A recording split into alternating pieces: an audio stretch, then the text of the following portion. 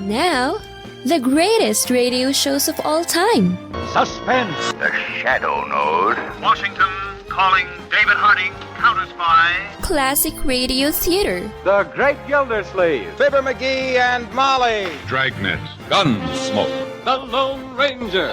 Now, step back into a time machine with your host, Wyatt Cox. Good evening, friends of Vienna Sanctum. Crime on a Monday, Herbert Marshall as the Man Called X, along with Leon Belasco as Pig on Zelsmich. Also, the FBI in Peace and War. Crime and Peter Chambers, starring Dane Clark. And a wartime episode of Counterspy, the fight against the evil Nazis. The case of the Border Invaders. And we wrap it all up with a loving episode of Claudia. That's what's coming up on this Monday. This is the 22nd day of June, 173rd day of the year, 192 days remaining in 2026. Napoleon invaded Russia on this date in 1812. Justice Department created on this date in 1870. Dr. Andrew Still became the first to practice osteopathy in 1874. In 1898, U.S. Marines landed in Cuba in the Spanish-American War in 1898. 1938, Joe Louis became a national hero by defeating the German boxer Max Schmeling in one round. Right to the body, a left hook to the jaw, and Schmeling is down. The count is 5, 6, 7, 8. The men are in the ring. The fight is over on a technical knockout. Max Schmeling is beaten in one round. Iconic radio announcer Clem McCarthy with the call. Schmeling had defeated Lewis in 1936. That led to demonstrations of Aryan superiority in Germany. In 1944, on this date, President Roosevelt signed the GI Bill of Rights. It was on this date in 1969, singer-actress Judy Garland passed away. You can imagine being anything else but an actress. What do you think you might have wanted to be? Happily married. And just a nice lady. Do you think it's possible to be an actress and be happily married? Well, I don't think anybody who married me thought so, but I think it's possible. I don't see any reason, but I think it's probably a little difficult. It seems that every man I've ever met, they sort of. Well, they know that I'm Judy Garland when they start to go with me, and then the minute they sort of get entangled with me, they say, you know how difficult it is to be. Well, why didn't they think of that before they, took me out the first time? I don't know. I don't think I'm that difficult to you. It doesn't seem, that hasn't been too rough one. A March 6, 1967 interview with Judy Garland by Barbara Walters 2 years before Garland died. The Cuyahoga River caught fire on this date in 1969, which triggered a crackdown on pollution in the river. In 1973, President Nixon and Soviet leader Leonid Brezhnev agreed to negotiate a treaty limiting nuclear weapons. At a dinner celebrating the agreement, the president made a toast. We drink to your health, having in mind what you have said and what I have tried to reaffirm. The desire of the two strongest nations in the world, through their top leaders, to work together for peace rather than for continued confrontation, which could lead to destruction. The public demeanor of both the president and Brezhnev lighthearted, sometimes almost playful. In New York City on this date in 1981, Mark David Chapman pled guilty to killing John Lennon outside Lennon's apartment building 6 months earlier. He did indicate that he had prayed. He came to the belief or the conclusion that it was God's will that he accept responsibility for his actions. Alan Sullivan, the prosecutor in that case. Fred Astaire died on this date in 1987. In 1990, Checkpoint Charlie dismantled in Berlin, bringing down the last remnants of the Cold War. A Washington, D.C. metro train traveling southbound near Fort Totten Station collided on this date in 2009 into another train waiting to enter the station. 9 people killed in the collision, 8 passengers and the train operator. At least 80 others were injured. And it was a year ago today the U.S. conducted airstrikes on 3 Iranian nuclear sites. Passing away on this date in history, in addition to those we've already mentioned, David O. Selznick, Dennis Day, First Lady Pat Nixon, who was born here in Ely, Nevada, back in 1912, comedian George Carlin, and from Mary Hartman, Dodie Goodman. Birthdays on this date of those who are no longer with us include the very funny Freddie Prinze. The day has finally come when a man of your age asks a kid of my age for advice. I tell you what you do. You go over to Doris and you say, Doris, there's something I must tell you. And she'll say, yes, Ed, what is it? And you'll reply, my dear, we are merely 2 ships passing in the night. And she'll say, well, Ed, dear, could we dock someplace for a while? And then you say, that can never be, for you belong to another. And then she'll start crying and ask you for a handkerchief. Come on, give me an handkerchief.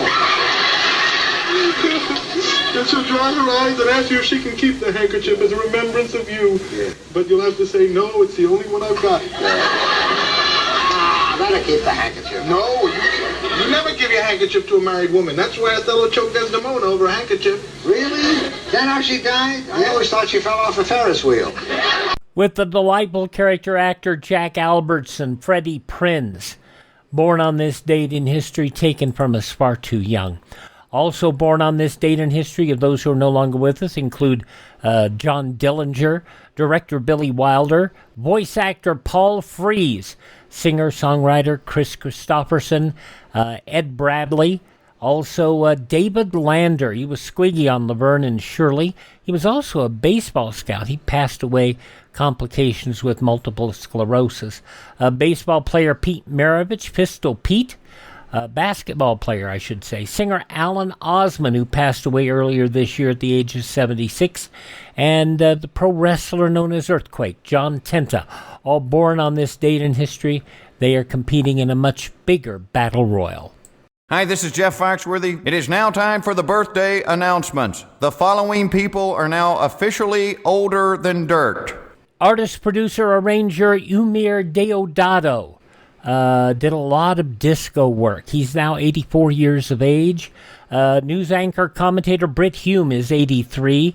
Todd Rundgren turned 78 today. Hello, it's me. I've thought about us for a long, long time. Maybe I think too much, but something's wrong. There's something here that doesn't last too long. Maybe I shouldn't think of you as mine.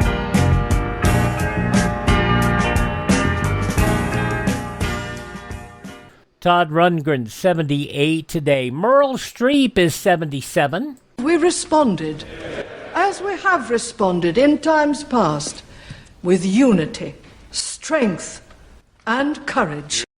From the Iron Lady, Meryl Streep, 77. The Bionic Woman, Lindsay Wagner, is 77. Cyndi Lauper is 73. The author of the Da Vinci Code, Dan Brown, is 62. You and I, Robert, we have observed history. Ian McKellen playing Sir Lee Tabling from the movie based on the book The Da Vinci Code, written by Dan Brown, who turned 62 today. TV personality Carson Daly is 53, and from Scrubs, actor Donald Faison is 52. Those just a few of the people celebrating the 22nd day of June as their birthday. If this is your birthday... Hi, we're the 4 freshmen, and we just want to say... Happy birthday to you! Digestive quabbles? Listen to this Rolaids commercial. I move mountains for a living. Literally. That means I don't carry hand lotion, and when it comes to serious heartburn, I don't mess around with anything but Rolaids. Rolaids' dual-active formula has calcium carbonate and magnesium hydroxide that relieves heartburn fast. Yeah, you heard right. 2 actives for that powerful relief. And the best part? The roll fits right here in my pocket, so I can get back to moving mountains. Rolade spells powerful relief. Read each label. Use as directed. Keep out of reach of children. Let's be honest, which would you rather put in your system? Calcium carbonate and magnesium hydroxide? Or would you rather put ancient aphtheria and pure honey in your system? That's the difference between Rolaids and a lot of these other deals. And you also have to deal with something plain and simple. Professor B's Digestive Aid. Check out what it does. Check out the results. Go to the webpage. Read about it. The link's in the show notes. The link's over at classicradio.stream. And use my promo code Wyatt. You will save 10%. And you'll also support the podcast. The website is profbees.com, profbees.com, profbees.com. Use my promo code Wyatt to save 10%. And don't forget, if you're not satisfied, there is a guarantee. Check it all out at profbees.com, profbees.com. Use promo code Wyatt. Herbert Marshall and Leon Belasco as Ken Thurston and Pagon Zellschmitz in The Man Called X. That's next.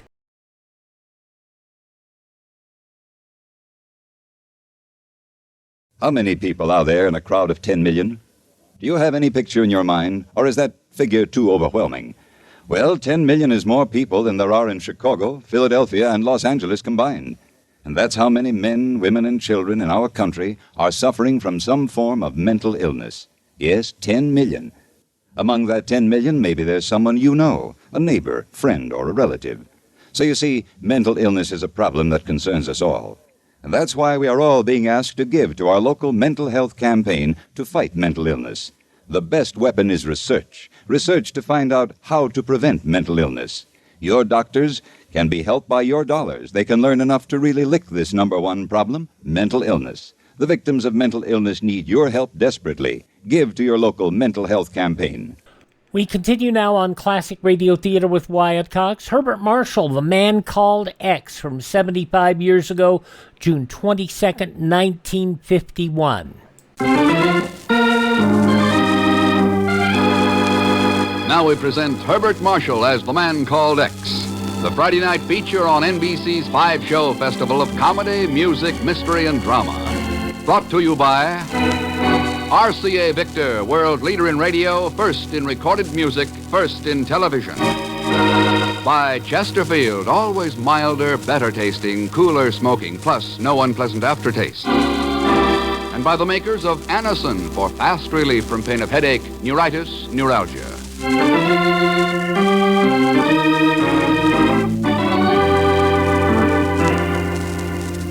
Herbert Marshall as The Man Called X. Wherever there is mystery, intrigue, romance, in all the strange and dangerous places of the world, there you will find The Man Called X.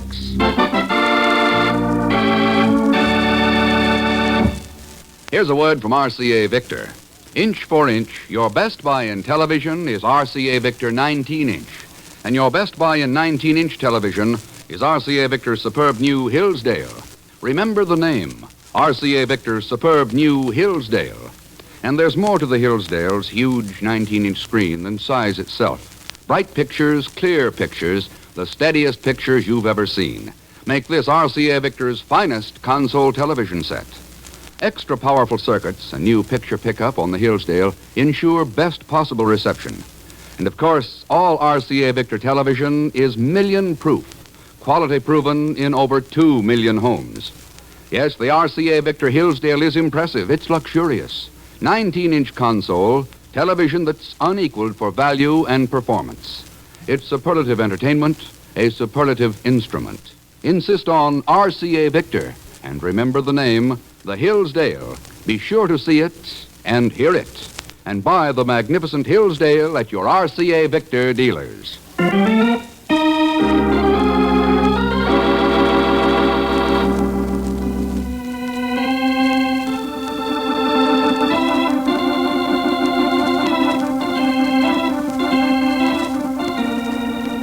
Vienna is a city where the past can never be forgotten, for it constantly intrudes on the present. A lilting melody can turn the muddy Danube to a shimmering blue again, and the proud-faced statues outside the Schönbrunn Palace will briefly restore the Habsburgs to their toppled thrones. But the present can never be completely erased. It is always real and always terrifying.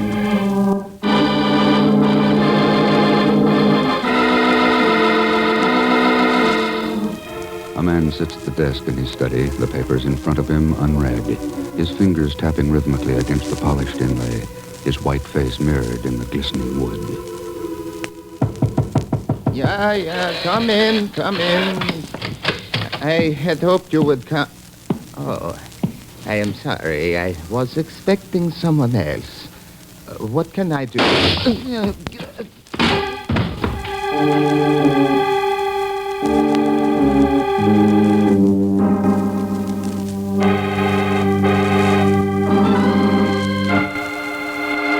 These are the reports from the commissioner's office in Vienna, Ken. I've been through them, Chief. Just words. Wilhelm Mitter is dead, and all we get is words. I know. But what can you expect in a place like that? A city divided into 4 sectors and an international zone. Well, it's practically impossible to run down his killer. And even if you did... Don't forget the Russians have been trying to close down Mitter's newspaper for the last 5 years. And, Chief, Die Freiheit was the last great free newspaper in Eastern Europe. Yeah, I know. You've heard about the fight for its ownership. Well, I did read something that... Mitter's 2 children fighting each other over the inheritance. It can drag on for months, years. And there won't be an issue published until it's settled. But, Ken, it's not the first time a brother and a sister got into a squabble over a will. They weren't just a brother and a sister, Chief. They were closer to each other than any 2 kids I've ever seen. People do change. Not that much. I'd stake my life on it. Here. Take a look at this cable. When will you visit Vienna again? Signed, Maria. Yeah. It was sent within a few hours of her father's murder. Chief, I'd like to go to Vienna. Sure, Ken. But it's hardly a matter for the Bureau. After all, we Wilhelm Mitter was my friend. All right. I know how you feel. Go ahead. Thanks. Oh, wait a minute. What about Zellschmidt? Taking him with you? Not this time. Are you sure? All right. Suppose you were to tell Miss Brooks that I'm leaving for, Hong Kong. What? 2 to 1, you'll get reservations on the next plane for China. So long, Chief.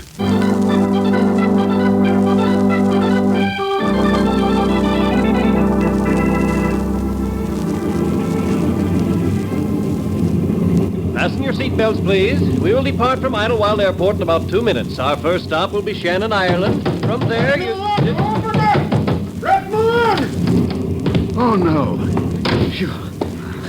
Just in the nick of time. Another minute and I'd be rolled away with those steps out. Your name, please. Pagon Zellschmidt. Zellschmidt? I don't believe Don't bother about finding me a seat. There's plenty of room here with my friend. Well, Pagon. Glad to see me, huh? But listen, do you know what this character in the airport told me? He said this plane for Hong Kong didn't leave for another hour yet. If I hadn't seen you getting aboard one. This isn't the plane for Hong Kong. You mean? Wait a minute, then don't take off. Let me out of here. Sit down, Pagon. But if I'm going to Hong Kong with you, I've got to... Oh, I get it. They've put us both on the wrong plane. What a lousy way to run an airport. Oh, forget it. Steward. But look... Yes, sir? My friend here got a ticket for Hong Kong by mistake. Think you can exchange it for passage to Vienna? Vienna? I believe so. Fortunately, we're not overweight on this flight. He can remain aboard. Will there be anything else, Mr. Thurston? Sure you're perfectly comfortable? An extra pillow, perhaps? If there's anything at all... No, that's all, thanks. Yes, Mr. Thurston. That's funny. What's the matter, Mr. X? Wonder why he called me Thurston. Are you...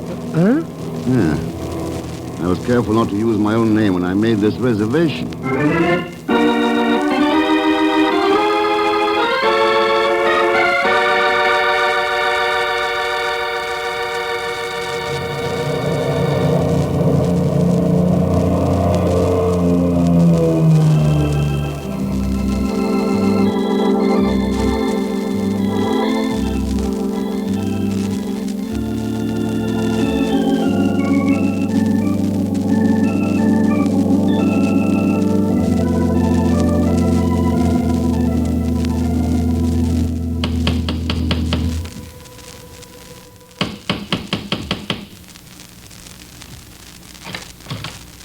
Yeah? I'd like to see Maria Mitter. I am sorry. Fräulein Mitter is not receiving visitors. I'd be glad to tell her you called here. Thurston, Ken Thurston. Is Maria expecting you? Well, perhaps you'd better ask her that. Oh, of course. Forgive me. You come inside. Thanks. I am Hugo Oblenz. Herr Oblenz? I'm a friend of Maria's, a close friend. If you will follow me down the hall to her room. Thanks. Herr Oblenz, perhaps you could tell me the circumstances of Wilhelm Mitter's death. Unfortunately, there is not much to tell. It was 3 days ago on Herr Mitter's birthday. Yes, I know. We had dinner, the four of us, Herr Mitter, Maria, her brother Rudolf, and myself. We were all to go to the opera later, but Herr Mitter said some business had come up. He insisted we go without him. I see. When we returned, we found him at his desk, dead. His study had been ransacked. Anything in particular missing? No. This is Maria's room. Yeah? Maria, this is Herr Thurston. Hello, Maria. I can't tell you how sorry I am. I understand, thank you. Was there anything else, Mr. Thurston? I know you must be in Vienna on business. It was kind of you to drop by, but I do not wish to keep you from your work. I'm in no hurry. I thought we might have a little talk. Oh? What about? Well, I got a cablegram yesterday, Maria, and thought it might be from you. So what reason would I have to cable you? Well, maybe it was from Rudolph. It could not have been from Rudolph. He would have no reason either. Where is he, by the way? He no longer lives here. I believe he's staying at the Imperial Hotel in the Russian sector. He is? I'm afraid Rudolph is very friendly with the Russians. That's why Maria is fighting him for control of the newspaper. I see. Well, I may not see you again before I leave Vienna, Maria, so maybe I'd better say goodbye now. Yeah. Goodbye, Mr. Thurston.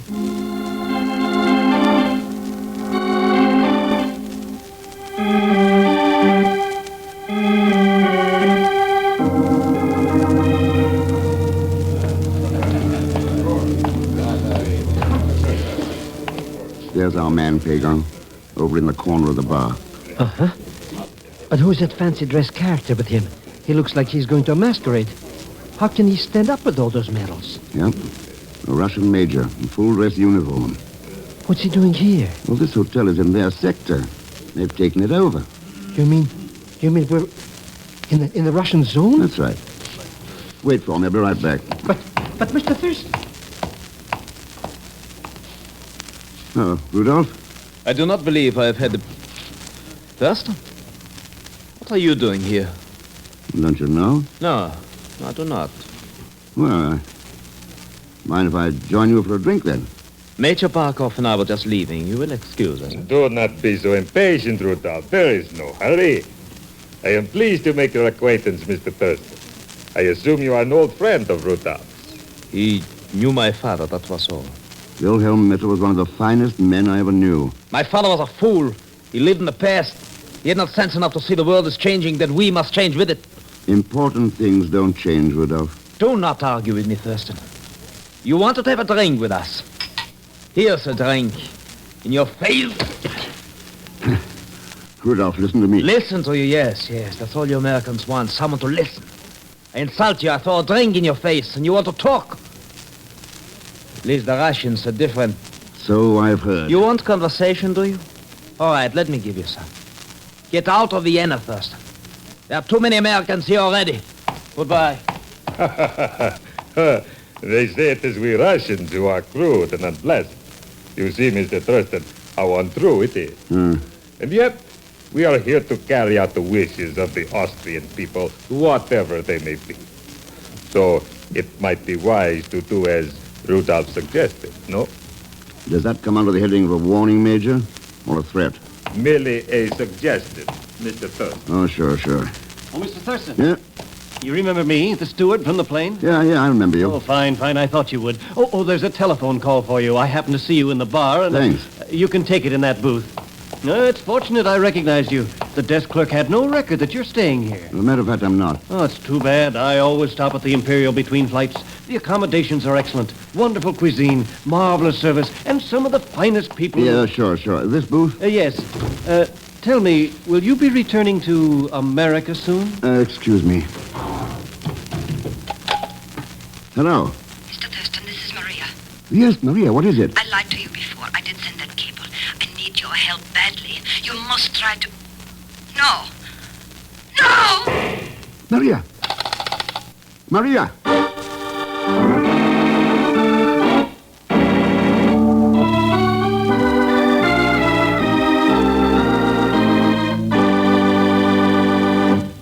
We will continue with The Man Called X in just a moment. You see it in the newspapers. No unpleasant aftertaste. You hear it on the radio. No unpleasant aftertaste. You see it on television.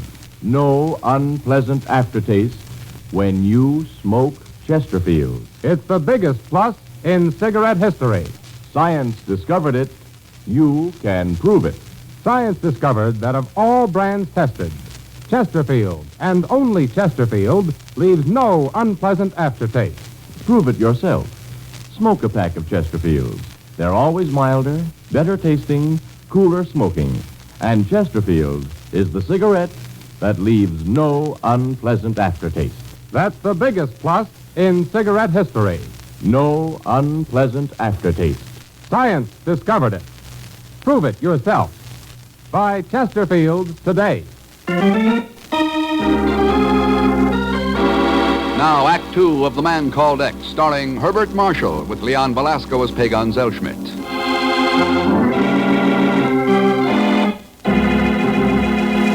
In the divided city of Vienna, the murder of Wilhelm Mitter becomes a link in the chain strangling the great Austrian newspaper Die Freiheit.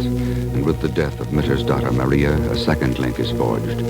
The Man Called X stares grimly at the body of the murdered girl, then slowly turns and walks out of the room.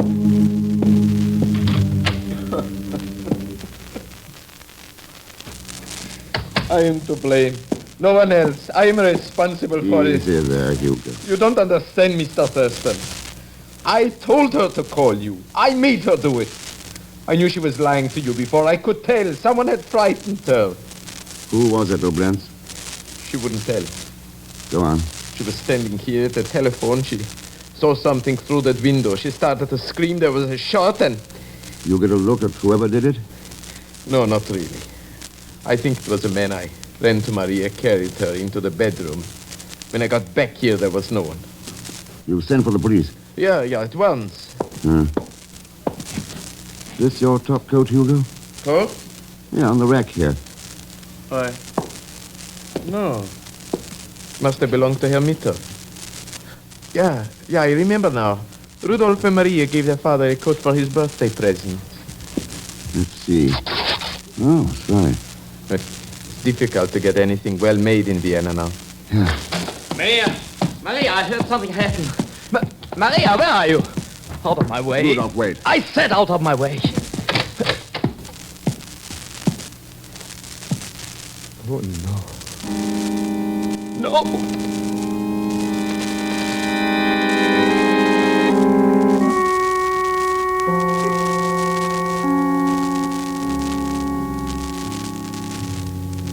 I won't cry for her, Mr. Thurston.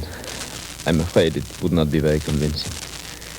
And after what happened this afternoon at the Imperial Hotel... I know. Who are you trying to convince, Rudolph? Major Bakov? You mean he wasn't serious when he got so mad at you, Mr. Thurston? How about it, Rudolph? I thought I was doing the right thing. I was fighting for control of the paper to save Maria's life. I love her very much, Mr. Thurston. I know you do. I was sure that if she tried to publish the Freiheit, the communists would kill her like they killed my father. Is that why you were playing up to the communists? Yes, of course. Anything to save the life of my sister. The police are in the other room talking to Hugo. Before they come in here, there's something I want to ask you. Rudolph, the night your father was shot, you were all going to the opera. But something made him change his mind at the last minute. What was it? He said he had to work. It seemed strange at the time because Fledermaus was one of his favorite operas. Yes, I remember. While we were having dinner, someone came to the door and asked to see him. little gray-haired man who said his name was Bach. Bach. Like the composer. Yeah, that's how I happen to remember it. I took his coat and asked him to wait in the hall. When I went back in the dining room, told my father who it was, he insisted Herr Bach be brought in at once. What then? When Herr Bach came in, he suddenly seemed very confused. Said he had made a mistake. He had come to the wrong house. Dashed out of the room and left before I could even show him to the door. Rudolph, Hugo says you gave your father a new coat for his birthday. What kind was it? Fine camel's hair, delicate plaid design. Was an import from England. I see. One more thing. This Herr Bach, he was a small man with gray hair, you say. Anything else you can tell me about him? Yes. He had a scar on his upper lip. Huh? He had tried to grow a mustache to cover it, but the scar showed through. All right, Pagan. A short, gray-haired man with a scar on his upper lip. A few days ago, he was wearing a camel's hair coat. Find him.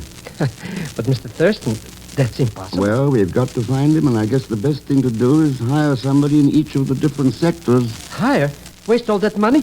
When I have cousins in all 4 sectors and Uncle Fritzfeld in the international zone. Okay, then what are you waiting for? But, Mr. Thurston, we haven't settled on a price. $100 if we find him by midnight.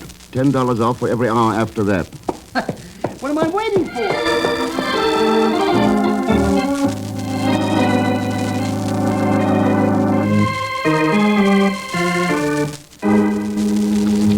Well, that finishes my report. I am sorry to have had to keep you after the other authorities questioned you so long, but my government is very much interested in this case.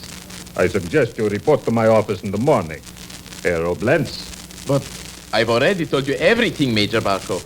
Major, isn't this a matter for the city police rather than the occupation authorities? Of course, Mr. Thurston, it was only a suggestion. Oh, sure. So, there is no point in my staying longer. And Rudolph, I'm sure the authorities in my sector will be glad to know that ownership of the Freiheit is now clearly settled. Any assistance we may be able to give... Just a moment, Major. I am publishing the newspaper myself. Without any influence from you or anyone else. What's this? Once more, the Freiheit will print the truth, as it did before my father was killed. See here. Come in. Hello, Pagan. Can I speak to you for a minute confidentially? Sure. Well? Well, you owe me $100. Good. That means you found the man who called on Herr Mitter just before he was killed. What's that? Hey, All right, Pagan, let's go. Oh, Rudolph. Yes, Mr. Thurston. Get on down to your paper. Give me an hour or so, and I'll have a bang-up story for you. Stories? Yes. You'll have to do the follow-up on it, though. Remember how Fred Walker handled the Anderson case? Walker? Yes, the American reporter. You remember? Well, yes, of course, yes. I will follow it up. Good. Come on, Pagan.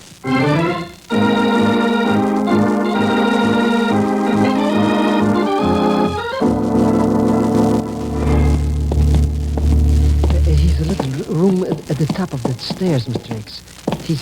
He's been hiding there for nearly a week. Don't even come out for food or nothing. No. But listen, why did you tell everybody back there all about it? I wanted to be sure the murderer would follow us. The murder? I think I'll wait downstairs. Alone? Well, all right, if you insist. Mr. X. Yeah? Who was that Fred Walker, and what was the Anderson case? I haven't the faintest idea. Huh? Go back. Huh? Get out of here or I will shoot. Herr Bach, we're your friends. We're here to help you. A line, go away. Don't you know me? Ken Thurston? Yes.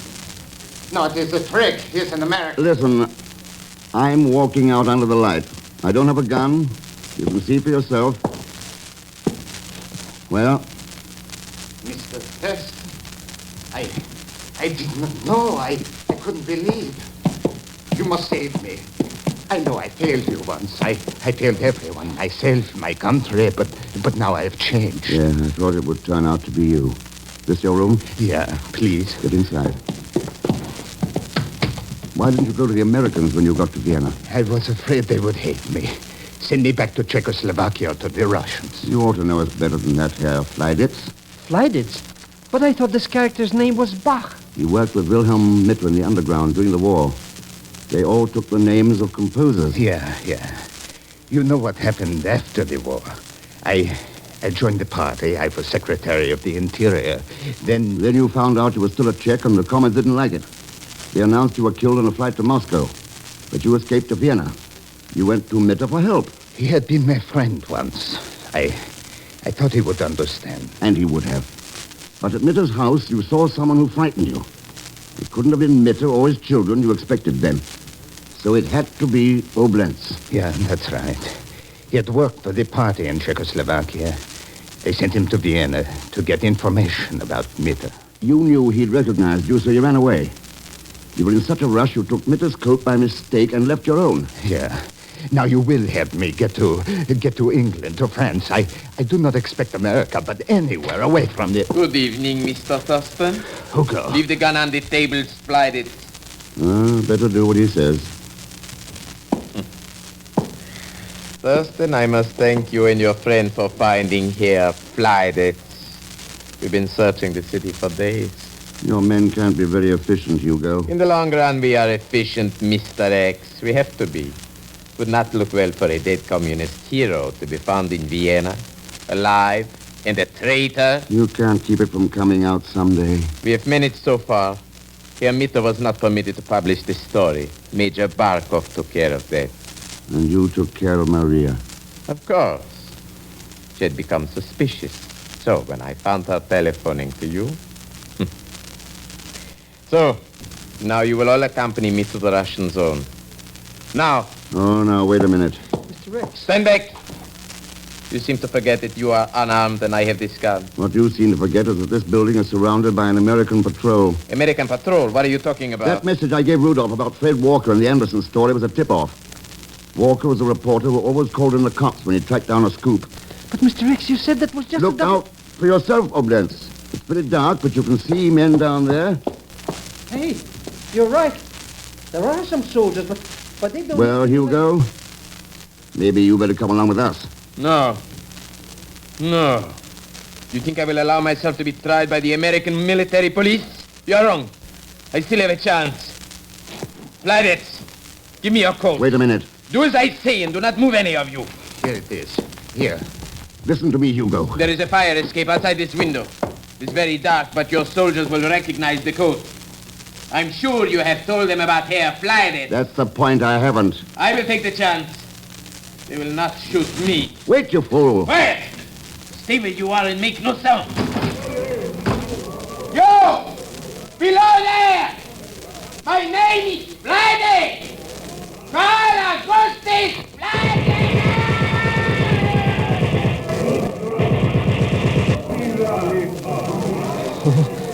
I tried to tell you, Mr. Rex, those soldiers, they're Russians. I could even see that Major Barkov and all his medals. And they thought he was I? Yeah. I'd hoped I could stall him until the Americans where did they get here. This is our zone. There's a patrol every... Here they come, Mr. Rex. Why, look at those Russians scattered. Yes, well... Guess we can leave now, Herr Flyditz. Believe me, if there's anything I can do to show my gratitude... Sure there is. Give your story to Rudolf Mitter. I'd like to see it in the next issue of Die Freiheit. I will be glad to. I think you have made Rudolph's task very easy for him, Mr. Thurston. No, I wouldn't say that, Herr Flyditz. It's never very easy, here or anywhere else, to print the truth. But without a free press, there's no real freedom at all. You know, Pagan, that's a pretty good name. Die Freiheit. Freedom.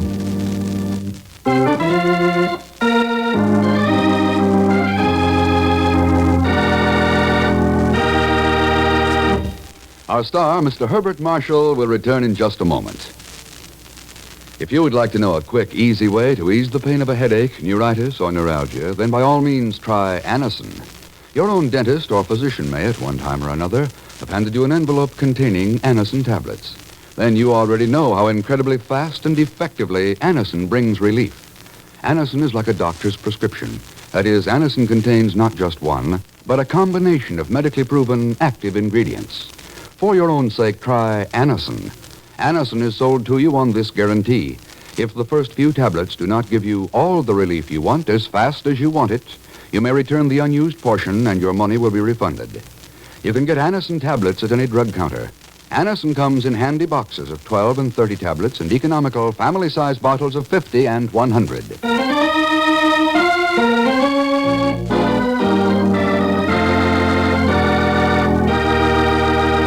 Now, here again is our star, Mr. Herbert Marshall. Thanks for being with us.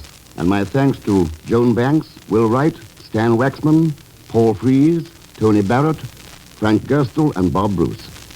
Next week, Ken tangles with a couple of information passers behind the Iron Curtain, where death and treasury march hand in hand. And Pagan, oh, he'll be along, too. Played, as usual, by Leon Belasco. So join us, won't you, when next I return as the Man Called X. Good night. The Man Called X, starring Herbert Marshall, is the Friday night feature on NBC's 5-show festival of comedy, music, mystery, and drama. Brought to you by RCA Victor, world leader in radio, first in recorded music, first in television. And by Chesterfield, always milder, better tasting, cooler smoking. Plus, no unpleasant aftertaste. And by the makers of Anacin for fast relief from pain of headache, neuritis, neuralgia. The Man Called X is a J. Richard Kennedy production with music by Milton Charles. Tonight's story was written by Frank Burt. All characters and incidents on this program are fictitious, and any resemblance to actual characters or incidents is purely coincidental. Be sure to hear The Magnificent Montague with Monty Woolley, formerly heard on Friday, now brought to you as a Saturday night feature of NBC's All-Star Festival. And until next week, same time and station, this is Jack Latham saying good night for The Man Called X. William Bendix stars in The Life of Riley. Enjoy it on NBC. 75 years ago, June 22nd, 1951, The Man Called X on Classic Radio Theater with Wyatt Cox. Up next, the FBI in Peace and War.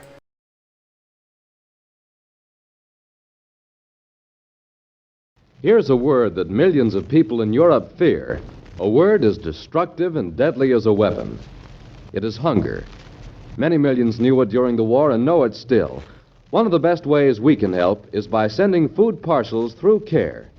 CARE sends food and clothing packages which provide more per dollar than individuals can supply any other way. For instance, one food package costing $10 contains 24.5 pounds of food. CARE guarantees delivery of this food package to any individual or group in 11 countries in Europe and in Israel and Japan. So if you want to send a food package overseas, just mail $10 to CARE. Give your name and address and the name and address of the person the package is going to. Help care for them through CARE. Remember, you can send more for less through CARE. And you'll find more 2026 information about what CARE is doing at care.org. Care.org. All right. Even though there were ostensibly 3 programs about the FBI, really only 2 used the title. This is Your FBI, which had the official stamp of approval of J. Edgar Hoover. And this show, the FBI in Peace and War, which did not. There was a 3rd show, and you'll hear that a little later on, Counterspy, which eventually evolved into an agency that was like the FBI, not just spies. But here's the FBI in Peace and War, and this goes back 71 years to June 22nd, 1955, the protection copy. The FBI in Peace and War.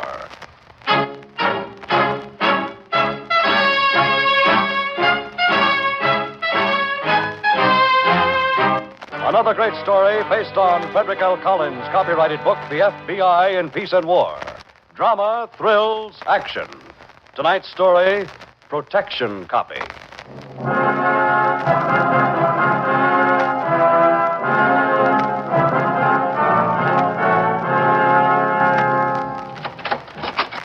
Come in, Mr. Larkin. This is Agent Reynolds, who's working on the case with me. Hiya, Mr. Reynolds. Hello, Mr. Larkin. Sit down, Mr. Larkin. Oh, thanks. Say, you any relation to H.M. Reynolds over in the Treasury Department, Mr. Reynolds? No, I'm afraid not. No, huh? Well, there's a kind of resemblance face, structure-wise. You know what I mean? Okay, Mr. Larkin. Now, Say, you boys ever read this book on face structure? It's a real help in our racket. I beg your pardon, profession. I'm sorry, Mr. Stevens. I interrupted. Our time is limited, Mr. Larkin, so if you don't mind. Sure. Go ahead. Ask me anything you want. First, just a couple of statistics. Okay. Occupation, owner, Larkin Confidential Service. It used to be Larkin Detective Agency, but that wasn't classy enough when I moved to Wellington. Home address, wherever my hat is, but mostly the Riverside Hotel in Wellington. Okay? Okay. Now you want to know about my technical man, Stanley Ecker. Where do you want me to start? As a member of the profession, you know what we're looking for, Mr. Larkin. Supposing you tell it your way. Okay, I guess that's best. Well, probably the place it ought to start, from a professional point of view, is where Stanley came back to the office with a recording he made at the hotel. This one? Yeah, he got it up in room 1216. It's between Joe Manson and this guy in the state license department, Carl Haley. Yes? Well, Stanley came back to the office with the record, and he played it for me like we always do after a job, so I can see if he got everything he ordered. When it was over, I said, just like I always do, "Hey, that's okay, Stan. Very good quality." Thanks, Mr. Larkin. Lock it in the safe till this afternoon. Joe Manson's coming over. He'll want to hear it. Yes, sir. And, Stan. Yeah. Manson will probably give you a nice tip. You can take it. All right, I will. But he doesn't have to do that. He'll want to when he hears this played back. He's got that guy Haley right over a barrel. He'll be feeling real good. Yeah, Haley wasn't very cautious, was he? I'll say he wasn't. What an idiot. You think any guy that went up to a hotel room to talk to Joe Manson would look for a bug? Yeah, you'd think so, but why does Manson bother? With a recording? Yeah. Sounded like he already got what he wanted out of Haley. Sure, but this is what he calls a protection copy. Oh. Anytime Haley tries to back down on his end of the deal, all Joe's got to do is play this record. Oh, I see. He's a smart cookie, this Joe Manson. You and I should have in a year what he makes in a week. Yeah. Half of it, even. I wouldn't mind even having half of what he gave Haley. Yeah, it was something, wasn't it? $20,000 like he was handing a 10-spot to a head waiter. Well, I guess it was worth it to him. Yeah, I guess so. You want me to lock this in the safe, huh? Yeah, he'll be in here around 6.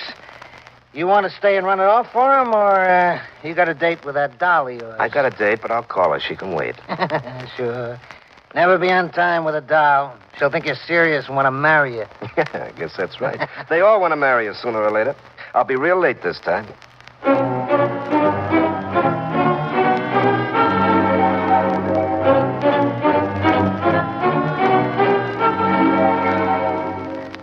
So he was late for our date, and I said, "What kept you, Stanley?" Just one question before we go on, Miss Jelvin. Did you know the nature of Mr. Ecker's business at this time? Well, sure.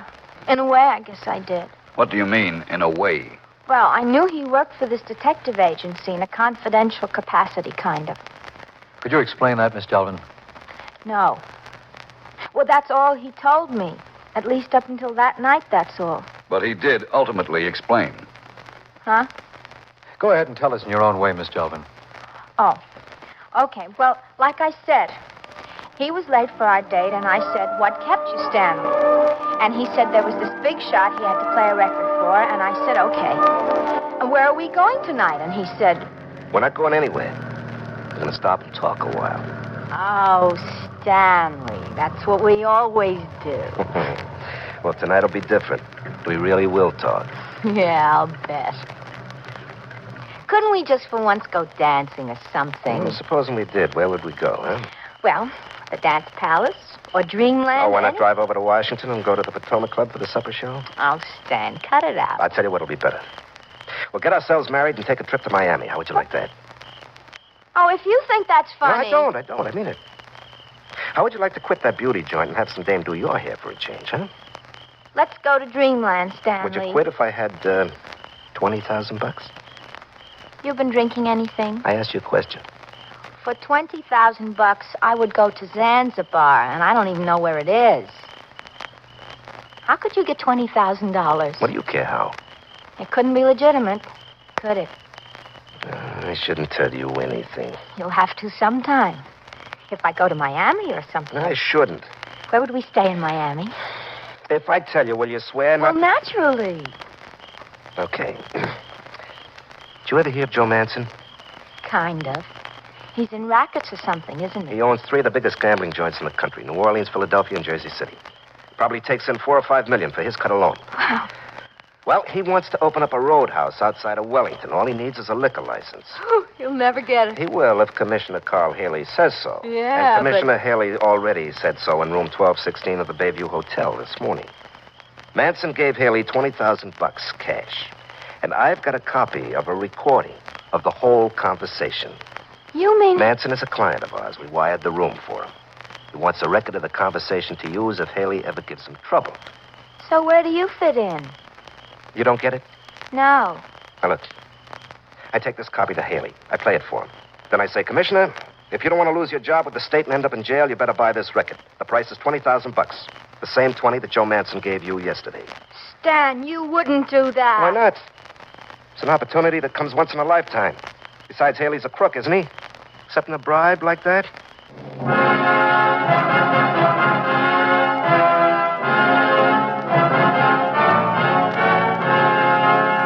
You understand, Mr. Haley, that anything you say to us could be used in court.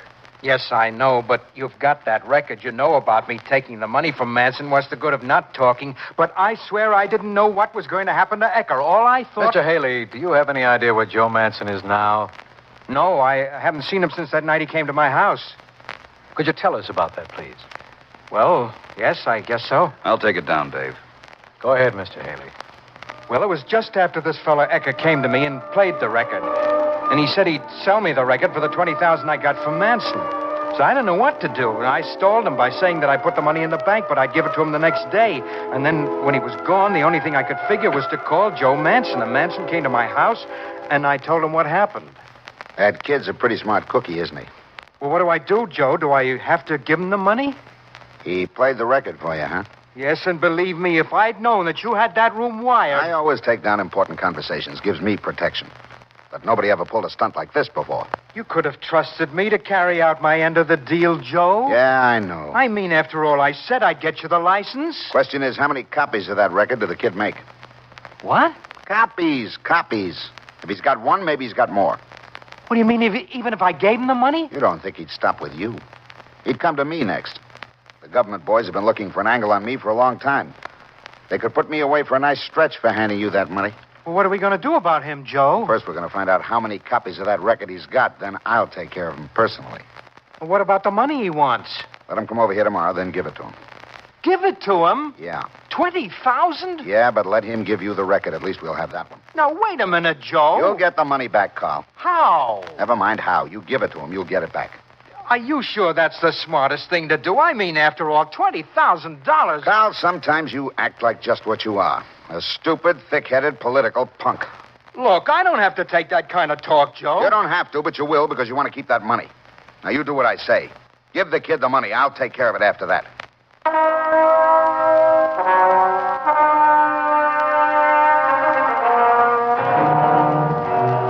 So I gave him the money just like Joe said I should, and I swear I don't know what happened to him from that time until I read about it in the papers. You don't know where he went after leaving your house? No, I don't. I saw him get into his car and drive off, and that's all.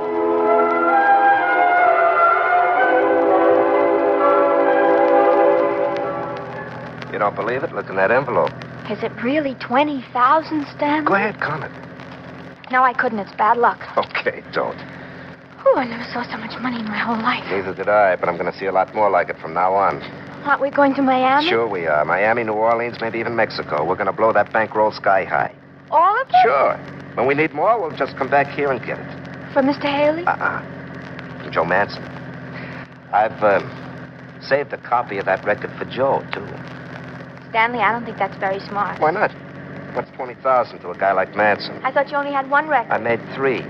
Haley bought 1, and the other 2 are in those packages. What are you going to do with them? I'm mailing 1 to a friend of mine in Washington. He'll keep it for me. You put the other one in your room till we get back. My room? Mm-hmm. I don't think that's a good idea. Why not? I don't know. I just don't. Okay, maybe you don't want to go to Miami either. Stan. Now, you put it in your room, Alice. Nobody will bother it there. All right. But it'll just make me creepy having something like that around. All right, so you'll be a little creepy. You couldn't think of any place else? Nope. All right. When are you coming for me? As soon as I mail this and pack my things, an hour maybe. I'll be ready. You better be. I really can't believe we're going. Well, we are. Okay, if you say so, but all that dough, it's just too good. Something's bound to louse it up.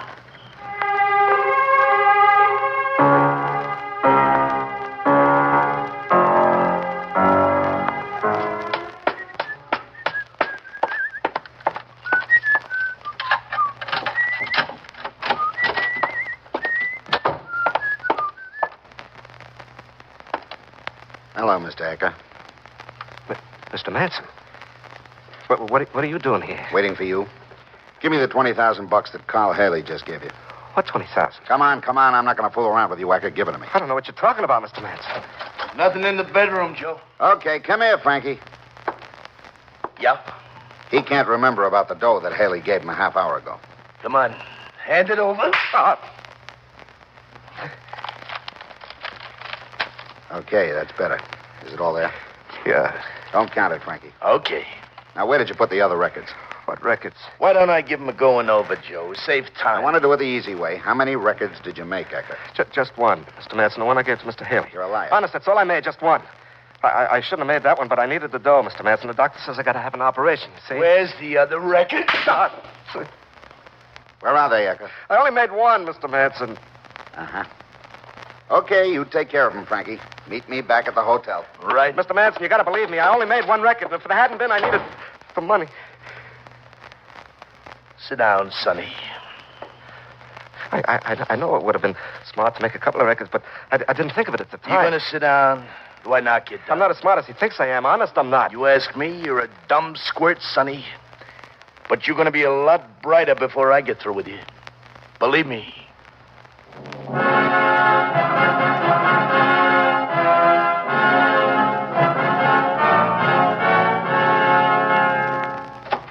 I guess that's all we'll need you for now, Miss Delvin. Thanks for helping us out. That's all right. Thanks, Miss Shelvin. Okay. Well, you think we can pick up Joe Manson and Frankie Reese on the strength of this? Probably. Let's go over it just once more. Where are those notes? Right there on your desk. Okay, let's keep them handy. Now, how do you figure it? Well, we're sure of it up to the point where Ecker got the $20,000 from Haley, drove the girl to her room, and said he'd be back in an hour. Right. Now, he turns up in less than an hour, looking scared to death, tells the girl that trip will have to be delayed, picks up the record, and meets another man out on the street. The girl identifies this man from pictures as Frankie Reese. Uh-huh. Next, this guy in Washington, the friend Ecker mailed the record to, picks up a paper, reads what happened to Ecker, then he identifies Reese. Looks all wrapped up to me. Yeah, I guess it is. Sure. Haley told Manson about the shakedown. Manson figured his turn was next. Reese is Manson's hatchet man, and he does the job. Yeah. I just wish we knew what happened from the time Ecker and Reese left the girl's apartment. It was 2 days later. Yeah, 2 days. Why did it take as long as that?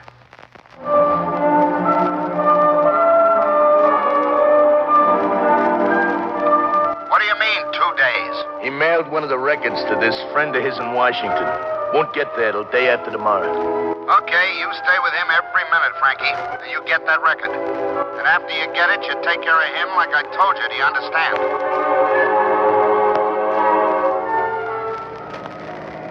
So that's what he said. After we get the record, I should take special care of you. He don't want you to get lost on the way back to Wellington. You didn't have to come with me. You got what you want. Yeah, I know. Take that next dirt road to the right. Why? Because it's a shortcut, that's why. I don't think a dirt road... Do like I tell you.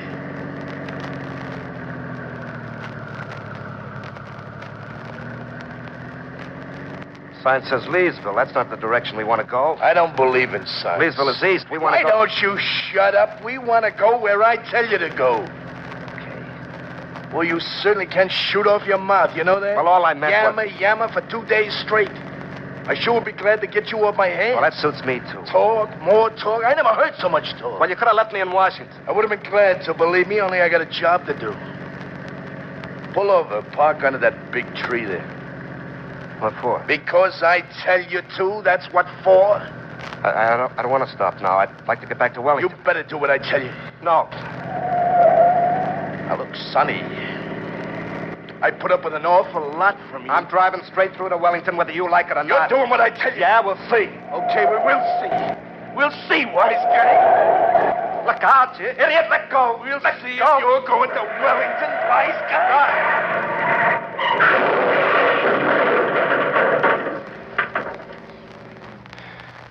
You jerk. I think I'm hurt. Yeah.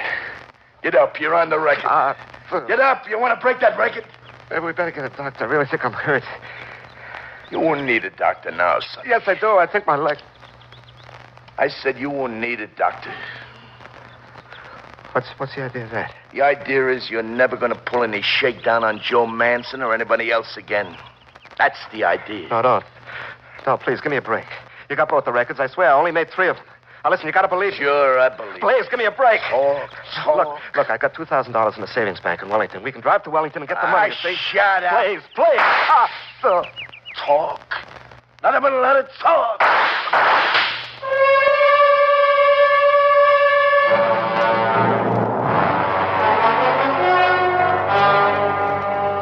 And we're going to book you for murder, Reese. Go ahead, book. I never heard of this guy, Ecker. And you weren't here in Washington on the 4th of last month when Ecker picked up a record from his friend John Williams. I wasn't here in Washington. This is your gun, Reese. Sure, it's my gun. You took it off me last night, didn't you? You admit it's your gun. Look, Matt, I got a permit to carry that. If you want to go to my hotel... We know you have a permit. Well, okay, then. Reese, here are the bullets that killed Stanley Ecker. Our lab says that all 3 came from your gun. You're going to have to prove that in front of a jury, mister. We intend to. Okay. Now, how about me making a phone call? You want to talk to Joe Manson? Maybe I do. Okay, Manson, come on in. Hello, Frankie. Hiya, Joe. Don't talk to them, Frankie. They're just bluffing. Okay. Sit down, Manson. We're going to play a recording for you. And then we're going to ask both of you a few questions.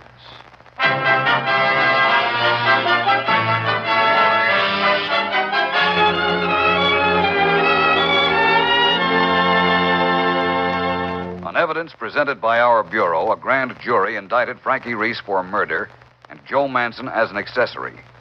After a trial, both men were convicted, Reese receiving the death penalty, Manson life imprisonment. Carl Haley, pleading guilty to a separate charge of accepting a bribe, was sentenced to 1 year in prison.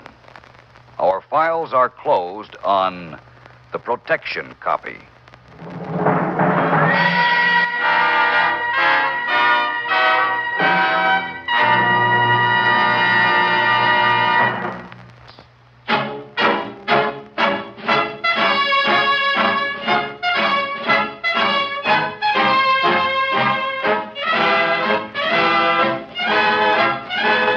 In tonight's story, Larry Haynes played the part of Stanley Ecker, and Joan Loring was Alice Delvin. This radio dramatization for the FBI in Peace and War was written by Louis Pelletier. These programs are produced and directed by Betty Mandeville. All names and characters used on the program are fictitious. Any similarity to persons living or dead is purely coincidental. This program is based upon Frederick L. Collins' copyrighted book, The FBI in Peace and War. And the broadcast does not imply endorsement, authorization, or approval by the Federal Bureau of Investigation.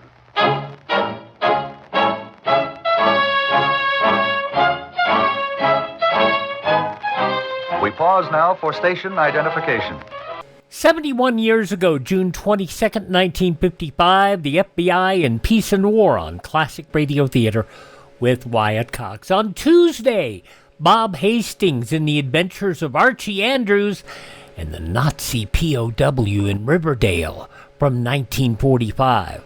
Also, The Adventures of Ozzie and Harriet, where Ricky is always late from 1953.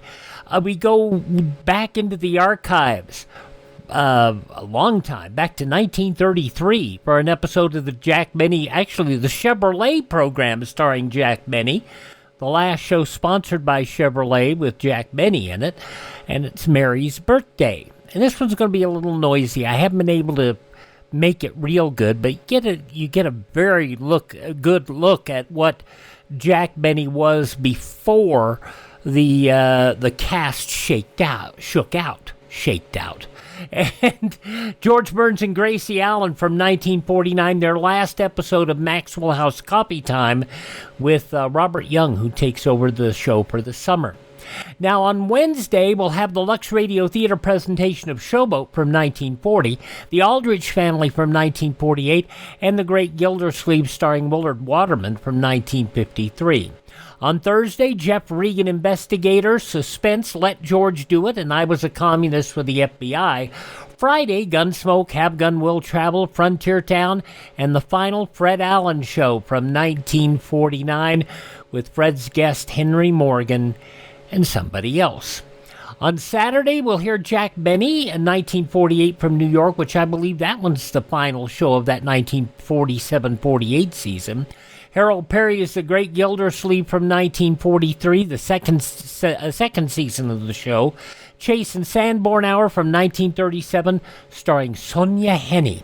On Sunday, comedy with Father Knows Best, You Bet Your Life, and the Screen Directors Playhouse production of The Lady Takes a Chance.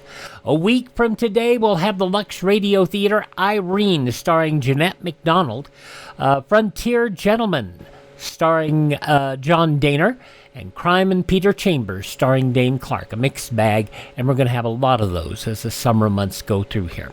That's what's coming up here on Classic Radio Theater with Wyatt Cox, anytime at classicradio.stream. Next, we'll have an episode of Crime and Peter Chambers, starring Dane Clark.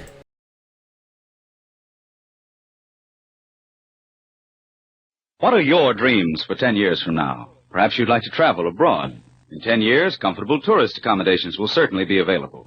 This also applies if your travel plans are along the lines of See America first. If you're wondering how you can be sure of having the money at that time, buy savings bonds. Perhaps you haven't been considering travel. Well, if you've been counting on future leisure time or a college education for your children, a farm or business of your own, a retirement income or a home of your own, the solution is still the same. Buy savings bonds. Purchase them the easy, automatic way, where you work through the payroll savings plan, where you bank through the bond-a-month plan. Savings bonds are profitable. For every $3 invested today, you'll receive $4 when your bonds mature. So buy United States savings bonds through the payroll savings plan or bond-a-month plan. And remember, automatic saving is sure saving. We continue now on Classic Radio Theater with Wyatt Cox with an episode of Crime and Peter Chambers, the half-season show from 1954. It ran from April to, I believe, September, and it was filling the time from when Frank Sinatra walked away from the show that he was doing at the time, which was Rocky Fortune. But here's Crime and Peter Chambers, starring Dane Clark, 72 years ago, June 22nd, 1954.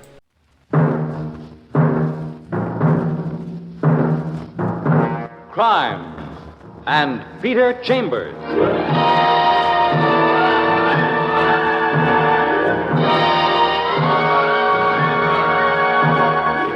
Created by Henry Kane, transcribed and starring Dane Clark. Private investigator, duly licensed and duly sworn, Peter Chambers.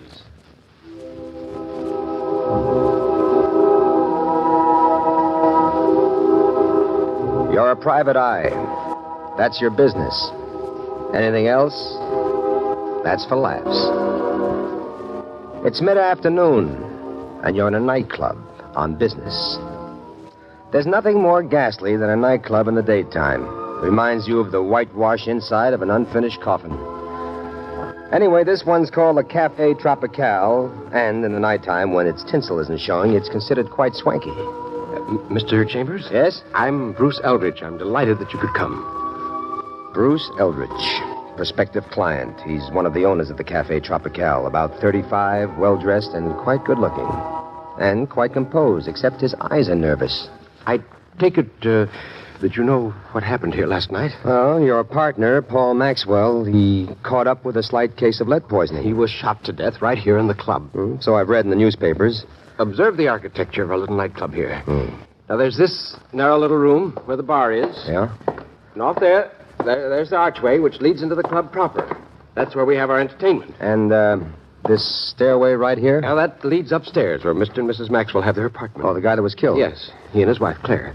This was Well, sort of their town apartment. Very cozy. Last night, our entertainment was in full blast. Paul Maxwell, was seated out here at the bar alone. He was shot and killed. He slumps over. Nobody's the wiser. Tobias, the bartender, thinks Paul has grabbed a little catnap.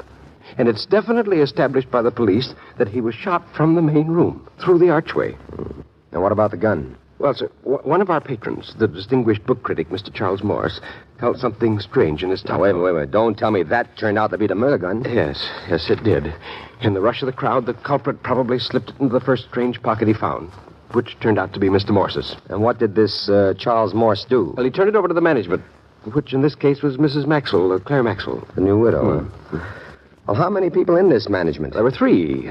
Paul, myself, and Claire, equal partners. Claire also acted as hostess. So, what happened then? Well, Mr. Morse waited for the police, told them the story, and that was that. The police, of course, now have the gun. Okay, Miss Eldridge, where do you fit me into this? I have reason to believe that it was my gun. What? I owned a gun like that. I have a license for it. 2 days ago, it disappeared from my apartment. Now, Mr. Chambers, I want to retain you right now to find out who stole that gun and who murdered Paul Maxwell. Well, don't you think the cops will attend to that? That's just what I'm afraid of. They'll attend to it, and they'll come up with me. Guns can be traced, can't they? I see what you mean. There's a $500 fee in it for you, sir. All right. Now, just where were you about the time Paul Maxwell was killed? Inside, the main room. I was seated at a table with Claire Maxwell, Charles Morse, and Ruth Benson. Who's Ruth Benson? She sings here in between shows. What were you people doing at your table at the time? We were watching the show. New act. Calvin Cole, a wizard on the Afro-Cuban drums, and a dancer, Menage. All right, now, explain to me how a guy can get shot from the main room to this bar here without anybody hearing the shot or seeing the flash. Well, Mr. Chambers, you see, there was a show. Good afternoon, Mr. Eldritch. Well, hello, Mr. Chambers. Oh, you know our bartender, sir. You know Tobias? He knows a lot of bartenders. I used to serve him when I worked in PJ's. Toby Tobias, lank and thin with a shock of hair falling over his forehead. And the wise, old, ageless eyes that seem to be the trademark of bartenders born to be bartenders. Well, Toby, would you explain to Mr. Chambers how a shot can be fired and a man killed during our entertainment without anyone being the wiser? It'll be my pleasure, Mr. Eldridge. You know who we got here, don't you, Mr. Chambers? Yeah, Calvin Cole, they tell me, and his Afro-Cuban drums and Menage. Yeah. Oh, now, here's how it works. The lights go out, you see, with a small spot on Calvin. Now, he wraps them drums like gunshots. Then this Menage comes out in a wild veil dance, and they work the lights like flashes of lightning around us. So, a shot from a real gun, it gets covered by Calvin Cole's drum beat gunshots and then flashes of lightning around this Menage. Oh, I get it. Is Mrs. Claire Maxwell upstairs? Yeah, she is. Is it okay, Eldridge, if I go up and see her? I don't see why not. Well, thanks. It's the door at the head of the stairs. Yes? Who is it? Mr. Eldridge said I could speak with you. May I come in? You may. She sits down, crosses her legs, and lights a cigarette. She's blonde, blue-eyed, on the sunny side of 40, and she's got her points. She's also got a pretty quick temper, it seems. What is it, please? My name's Peter Chambers. I'm a private investigator, and I've been requested to look into the events of last night, so, You've been requested, huh? Yes, ma'am. Well, listen, you private eyes in books, private eyes in radio, fine, a lot of fun. When it comes to real life, I don't go for it. We got the police, and the police are working on this, and I'm cooperating with them fully. So do yourself a favor, young man. Get out of here.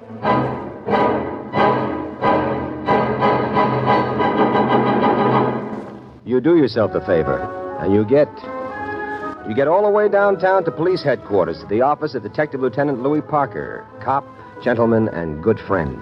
Hiya, Peter Piper. Afternoon, Lieutenant. Oh, I detect a real sweet note in your voice. Okay, what client is paying you how much for you to find out from us what he could have found out for himself? Huh? You know the usual cry of the private eye. It's confidential. All right, young fella. What are you working on? I'm working on that shooting last night at the Cafe Tropical. Did you trace the murder gun yet? No, but we're working on it. Real interesting case, Pete. How so? Know the details? I know he was shot from the main room all the way out to the bar while the drum guy was working. The dame with the lightning was dancing. Yeah. One bullet, one shot. It finished him. You know anything about trajectory, Pete? an angle of entrance. Hey, them's fancy words. I got them from my science boys. Trajectory tells you about the flight of a bullet. Angle of entrance tells you from what direction the bullet came. And my science boys measured it perfectly. It eliminated everybody in that main room except a group around one table. And what table was that? The one Bruce Eldritch was at. There's no question the bullet came from that room, from that table. No powder marks on the body, distance estimated, trajectory, angle of entrance, perfect, everything. Well, all you had around that table were Bruce Eldridge, Claire Maxwell, Charles Morse, and Ruth Benson. Mm-hmm. And one of those is eliminated. Which one? Ruth Benson. She left the room while Maxwell was still alive, went upstairs, powder room. Well, does she know that she's eliminated yet? No, Pete. I like to keep them all guessing, you know. Claire Maxwell, the wife, Charles Morse, a book critic, and Bruce Eldridge's partner. Well, it certainly narrows them down. To what? The wife? Why should she? She's married to a rich man. She's sitting pretty. The book critic? Why should he? If he were the murderer, would he plant the murder gun in his own pocket? The partner? Why should he? Paul Maxwell is the brains of Cafe Tropical, and the operation is making money, Pete. Well, how about prints on the gun? Smudges. Look, Louis, I'd like... Yeah, there's a request for a favor coming up, huh? Well, two things. One, I'm going up to interview Ruth Benson. Can I tell her that you've eliminated her as a suspect? Well, it'll make a real big Sherlock out of me, and it'll make for her cooperation. Yeah. Well, you talked me into it, Pete. I have to break it to all of them sooner or later. What is the second favor? Well, the addresses of the interested parties. Ah, it's an easy one for a change.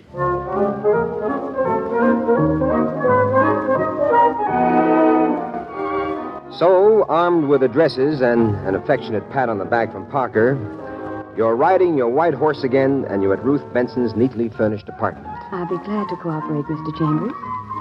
Please make yourself comfortable. A brunette with glistening black hair and glistening black eyes, and more curves than the Indiana Raceway. You give her Parker's dope about her being eliminated as a suspect, and you get what you want. Cooperation. Anything, Mr. Chambers. Anything at all. Well, first, Bruce Eldridge. He used to own a gun once. That's a joke. I know about that gun. Would you break that down for me a little? Well, about 2 weeks ago, I was at his place.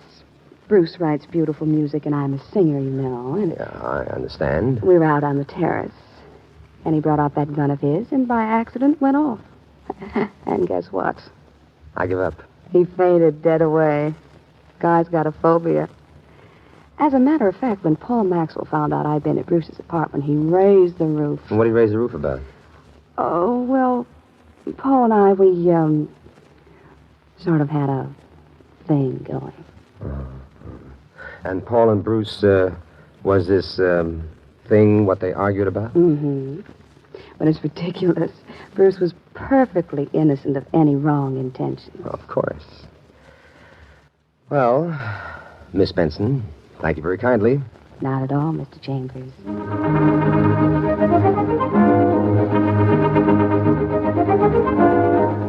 Next stop, the book-lined retreat of Charles Morse in Greenwich Village. I welcome this visit, sir. I've always been keenly interested in the myriad and varied operations of the private investigator. Charles Morse. Tall, slender, gray-templed, and distinguished. He's sipping brandy from an oversized snifter glass. A drink, perhaps, Mr. Chambers? No, thank you. Oh, shall we get on, then? Mr. Morse, are you a frequent customer at the Cafe Tropical? Frequent and regular. An ardent patron, shall we say. Good. A man of your intelligence, it's a help. So how come you're so good a patron of a saloon? Well, sir, it's difficult to put it into words, but I'll certainly try. Well, that's real sporting of you, sir. Are you perhaps chiding me? No, I ain't doing a thing except fishnetting for facts. Well, about my being a patron of saloons, let me see now. A good many of us, you see, in my profession, book critics, are frustrated writers, and I'll admit to being one of those. Our creative abilities just do not measure up to our desires. So I'm a rather heavy drinker, and in consequence, an excellent customer of watering spots like Cafe Tropical. Good enough. Do you know anything of a scrap between Paul and Bruce Eldridge? No, I do not. All right, then, Mr. Morris. Thanks for the use of the hall. But it was most stimulating, Mr. Chambers. I'm at the cafe almost every night, you know, so if you have any further need of my assistance in any way at all, please don't hesitate.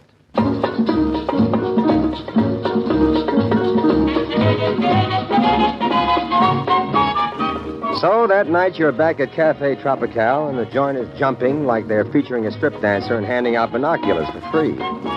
You're greeted by Bruce Eldritch. Evening, Mr. Chambers. Hey, wow.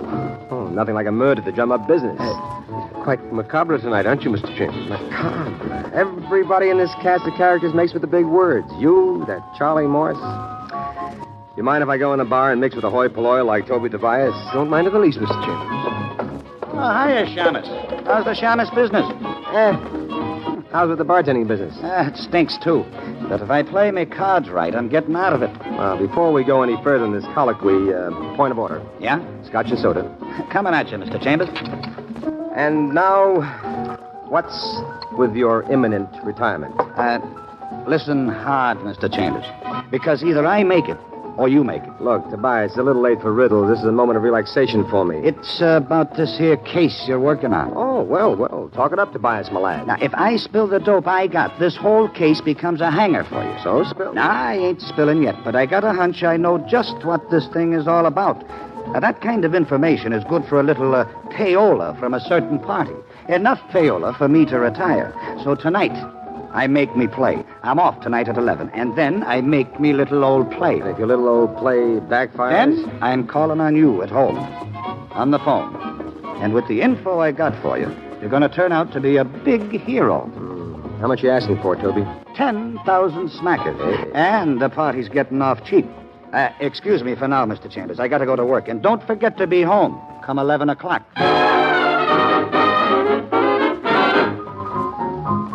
The crowd keeps pouring in like it's bargain day at Macy's, and the confusion mounts. And you like it, because right now you can use confusion. It gives you a chance to slip off your bar stool and slip up the stairs. The door to Claire Maxwell's room isn't locked. And inside you do a rapid search. And out of a dresser drawer, you come up with an interesting item. An expensive, heavy gold medal. On one side, there's an engraving of crossed pistols, and beneath that, the initials CM. CM. Claire Maxwell. The reverse side says Westchester Target Club competition, first prize, June 15th, 1953. You slip the medal in your pocket, and you're ready for a further gander when... What's going on here? Claire Maxwell. Indignation in her eyes, and much worse, an automatic in her hand. Big, black, deadly. Are you looking for something, Mr. Chambers? Nothing special, Mrs. Maxwell? Then get out of here, quickly, please. I'm not finished yet, Mrs. Maxwell. You're finished, or you will be. Look, I got a right to shoot. You're a trespasser here. Now, don't come a step nearer, or I'll shoot.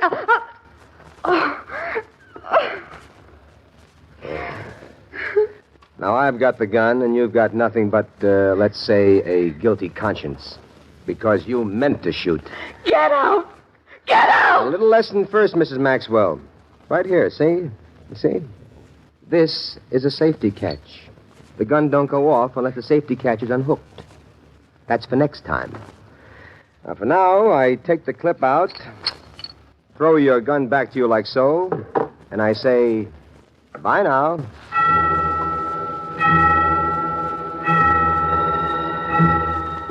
You go home, but you don't go to bed.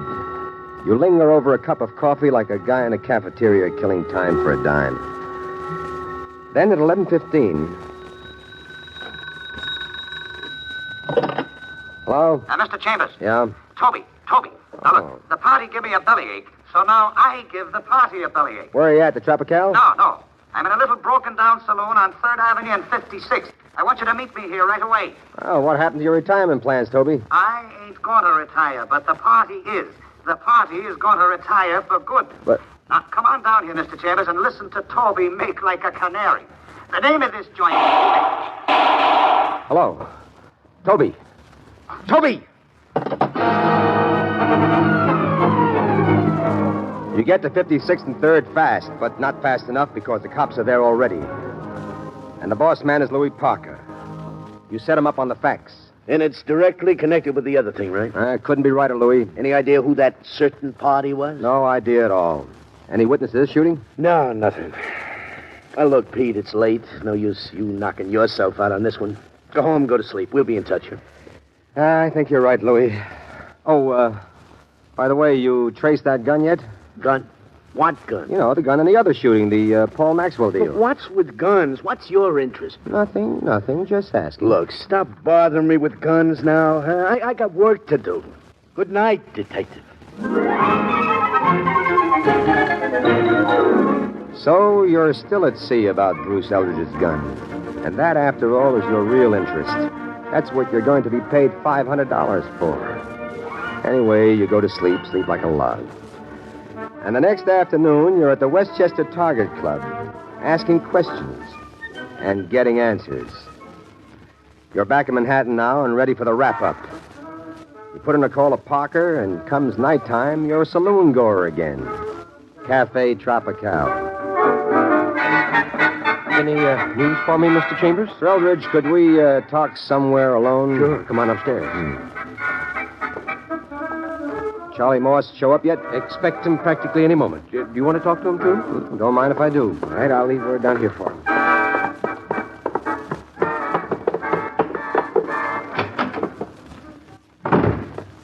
All right, then, Mr. Chambers. Mr. Eldridge, why didn't you tell me there was bad blood between you and Mr. Maxwell? Well, I wouldn't. Over Ruth Benson. Well, because I don't believe in washing dirty linen in public. Now, look, Mr. Chambers, I didn't kill Paul Maxwell. I was told you people wanted to speak with me. Mr. Chambers, I said I didn't kill Paul Maxwell. I know that, and I'm not accusing you. But I am, however, accusing him. What? Charles Morse? I'm accusing him of the murder of Paul Maxwell and Toby Tobias. Have you gone out of your mind, Chambers? Now, listen, my dear cultured book critic. You see this medal? See it? Which I found in Mrs. Maxwell's room? Well, that set me on the right track. Medal? The initials on it are CM. I thought it was Claire Maxwell. But this afternoon, I learned at the Westchester Target Club that CM was for Charles Morse. And on the strength of that, you're accusing me. Only one of 3 people could have killed Paul Maxwell. Yes, that's right. The police have already informed us of that. Bruce Eldridge, no soap, a gun phobia. Claire Maxwell, no soap, because she pulled a gun on me yesterday. And she didn't even know how to flip the safety catch. Plus, our murderer had to be a crack shot. He killed Paul with 1 bullet. That, my good friend, leaves us... That is all, Mr. Chambers. My compliment. Notice, please, I'm holding a gun, and as you know now, it's in the most competent of hands. And as long as you've got the drop on us, friend, you may as well complete the story, just to satisfy our curiosity. No, but I will finish it to exonerate Claire Maxwell. She had nothing to do with Paul's murder. She had your medal, pal, and a rather expensive one. I loved her, and she loved me. We asked Paul, we begged Paul for a divorce, but he wouldn't accede, so I figured out the next best way. I went to Tobias with the big eyes, added 2 and 2 together, and tried blackmail. I was then compelled to dispose of Tobias, too. And now, what kind of chance do you think you have now? I don't know, but I'll find out. I intend to make a run for it. So, I back to the door. And remember, gentlemen... Okay, Charlie, drop the gun. Charles Morse may have won a medal, but Parker has won many medals. Anyway, in the exchange of gunfire, Morse winds up with a leaking shoulder, and Parker winds up with a wide smile. And the next day, seated in your office, you thank Louis Parker for his nick-of-time heroics, and you're back to your favorite subject. Louis, just for kicks, was that original gun traced yet? No, and I got it right here. My bet is he bought it in the hot shop. Hey, you see, every possible mark of identification has been filed off. Nobody can actually trace that. Oh, I don't know. Some people have an intuitive sense. Some people can tell just by looking at things. Oh, meaning you. That's precisely what I mean, Lieutenant. Look, Detective, if you can tell me where this gun came from, I'll donate $500 to the Damon Runyon Fund. Fair enough. But if you don't, you donate. That's a deal. Now, look, Louis, I got big fat news for you. I couldn't tell you before, but that gun hasn't... Mr. Chambers, I found my gun. You what? Yes, it had fallen behind some books on the shelf, and my maid in cleaning... Hey, what's this all about? Yeah, but nevertheless, Mr. Chambers, I owe you $500, and I want to write my check for it this very moment. Yeah, you write your check and make it out to the Damon Runyon Fund. Oh? give it to the lieutenant here. Oh, well, now, that's very charitable of you, Mr. Chambers. Very charitable indeed.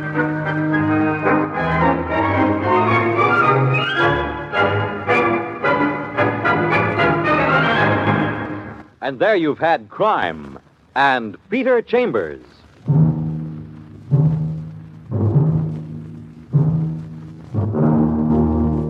Dane Clark was starred as Peter Chambers. Crime and Peter Chambers was created and written by Henry Kane. Others in the cast were Bill Zuckert, heard as Lieutenant Parker, Ann Petoniak as Claire, Ed Peck as Charles, and Nelson Olmsted as Bruce. It was directed by Fred Wade. This is Fred Collins inviting you to tune in next week, same time, same station, for Dane Clark in Crime and Peter Chambers. Crime and Peter Chambers, starring Dane Clark, from 72 years ago, June 22nd, 1954. We go way back now, 84 years, June 22nd, 1942. Don Maclaughlin, Counterspy.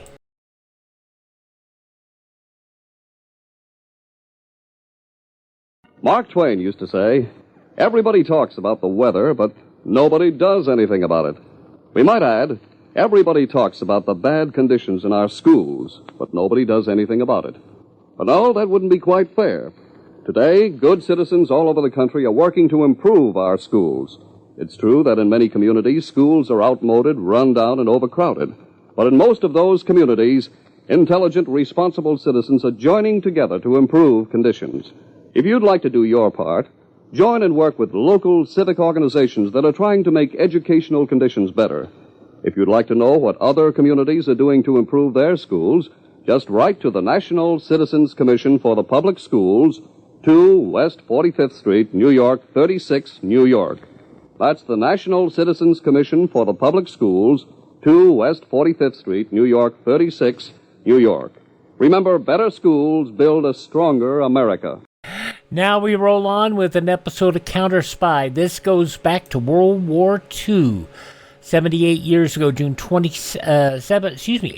years ago, June 22nd, 1942. Counterspy and the Case of the Border Invaders. 10 p.m. BULOVA, Bulova watch time. Men, here's exceptional value. The handsomely streamlined Bulova Alden, 15 jewels, extremely dependable. Only $24.75. WEAF, New York. Washington, calling Counterspy.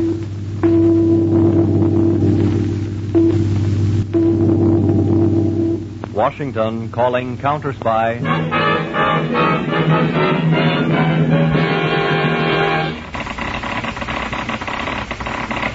Harding, Counterspy, calling Washington. Harding, Counterspy, calling Washington.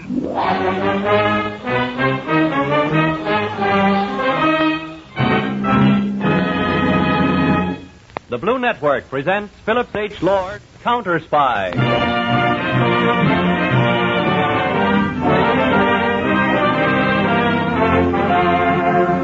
Counterspy is dedicated to all government undercover men, that invisible army which protects our men on the fighting front, in our industries and secrets on the home front.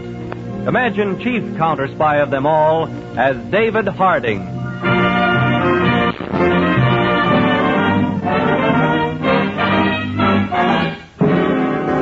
One of the methods enemy spies have been using recently to enter the country is to try and fly over our borders at night and drop by parachute in some wild section of a border state. In old Mexico, way back in the sandy hills, is a ranch on which is a modern airplane. The ranch is about 90 miles south of Juarez and is well hidden in the hills. Tonight, a Gestapo agent has arrived at the Mexican ranch from where he'll be flown over the border and dropped into Texas. The airplane has been pushed out and is about to take off from the ranch. We are ready to take off for the Texas border, Herr Burger. Take the suitcase. Put it in the cockpit. Senor Burger! Yeah? Senor Burger! Yeah, what is it, Herr? Do not go yet. Why not? A very unusual thing has just happened, senor. Yeah. No one ever comes this far from the main road, but at the ranch house has just arrived Councilor Carlos Costello. Costello? He is taking a long trip by horseback for his health, si, senor. Make him leave. We do not want this place discovered. Oh, but I have a very interesting thought. So? Suppose I tell him you are wealthy Americans down here with your plane. You are going to take a little ride under the moon in the sky. I invite him to go with you. Yeah. When you cross the border, you will fly very low. It will be very unfortunate, but his feet and hands will be tied very tight. The door of the airplane will open. He will fall out. He will be killed. You will find him with his hands and feet tied and dead on American soil. Aha. I see. There will be quite a strain between the Mexican and the United States governments. A prominent government official murdered on American soil. Yeah, hello. It is a good thought. When they picked you to run this ranch, they picked the right man. You like my little idea, huh? The Gestapo shall hear about this. You shall be rewarded. Please, not by medals. I prefer my reward in money. Go, hello. Invite the official to join us. Then we will see what happens.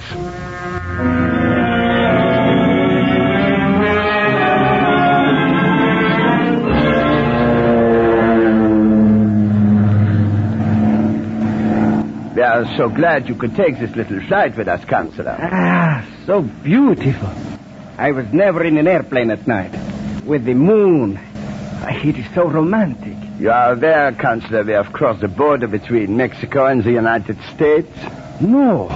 Is it not against the law? Oh, I am sure no one will object while we have such a distinguished gentleman of the Mexican government.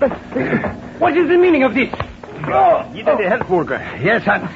Tie his feet while I tie his hands. Jawohl. Who are you?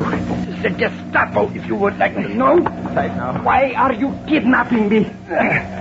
They are going to open the door of the plane, and you are going to fall out. No, you cannot. You will be found on American soil, and a very delicate international situation should result. You are a fool. All my bones will be broken. They will know I was thrown from an airplane. The Gestapo is not so stupid. We will fly very low, so you will not be killed. But your body will not be mangled either. Drop as low as you can. Soon Mexico, like the United States, will belong to Germany. And you will be glad that you are dead. You pig! Laugh! Now, Counselor, I shall open the door, and we will make ready for your big experience. Dios omnipotente, guardadme. Libradme de estos hombres. What are you doing? Praying?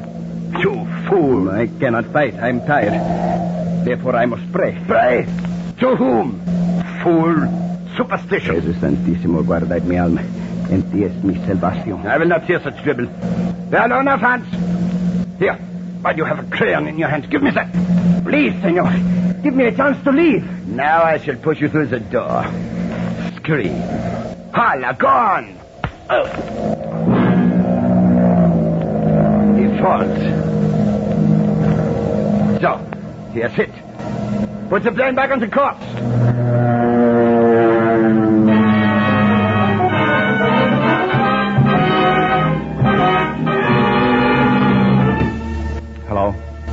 Hello. Proceed. This is Harding speaking. I'm in the testing laboratory of the Walker Optical Company. In an hour, I shall take a plane for Washington. Set up my appointment for me at 3 o'clock with Colonel Marvin. Tell him emergency. Yes, sir. You wish me to continue, Mr. Harding? Yes, Mr. Walker. And this is a grave emergency. Now, those light bulbs you have lined up over there, are they lit now? Yes. But naturally, as they are high-frequency lights, you cannot see them with your naked eye. Oh, I see. You cannot see the light, Mr. Harding, unless you are wearing this green hypie lens in your glasses. This is a 5-tray-1. Oh. Now, look through it. All right. Yes. Yes, I can see the left light's burning, but I can't tell whether the one on the right is burning or not. Well, you would need another specially colored lens to see that one. Oh. In other words, Mr. Harding, these high-frequency lights can be burning, but you cannot see them unless you are wearing specially prepared lenses. Well, Mr. Walker, as I explained to you, this is a case of great emergency. It involves an international incident with Mexico. I see. How soon could you make me 12 pairs of each of these two different lenses?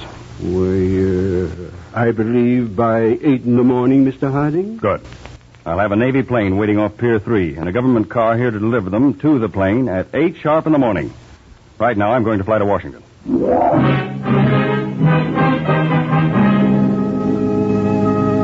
What can I do for you, Mr. Harding? Well, Colonel Marvin, we've known for some time that certain Gestapo agents have been getting into this country by flying over the border from a ranch in Mexico. Mm-hmm. Now, they're landing in a deserted section of Texas, where they usually stay for several days before leaving for different parts of the United States. In other words, you've allowed them to enter this way because you know how they're entering. And that's better than stopping this route and forcing them to find some other method, which may take you months to discover. Is that it? Exactly, Colonel. Harding, you know we'll do anything possible to help you. Now, Colonel, tomorrow night I'd like to have about 8 Army planes from Field A-46 fly all over the state of Texas and into Louisiana. Now, I'll be at field headquarters in Texas with a map to get their reports. What information are you looking for, Harding? Well, now, one house which we recently raided had up the chimney a high-frequency light. Now, that light can't be seen at night when you're flying over the house unless you have a certain colored lens in your glasses. Mm-hmm. I feel sure that there are a certain few houses for, let's say, 200 miles in Texas which have these lights hidden up the chimney. I see. Now, the pilot who's flying these foreign agents in wears these special colored glasses.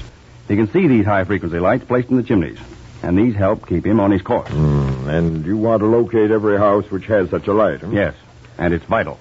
I'll have a plane ready to leave in 2 hours, Harding, and I'll fly down with you to see that you have everything you need. Thank you, sir.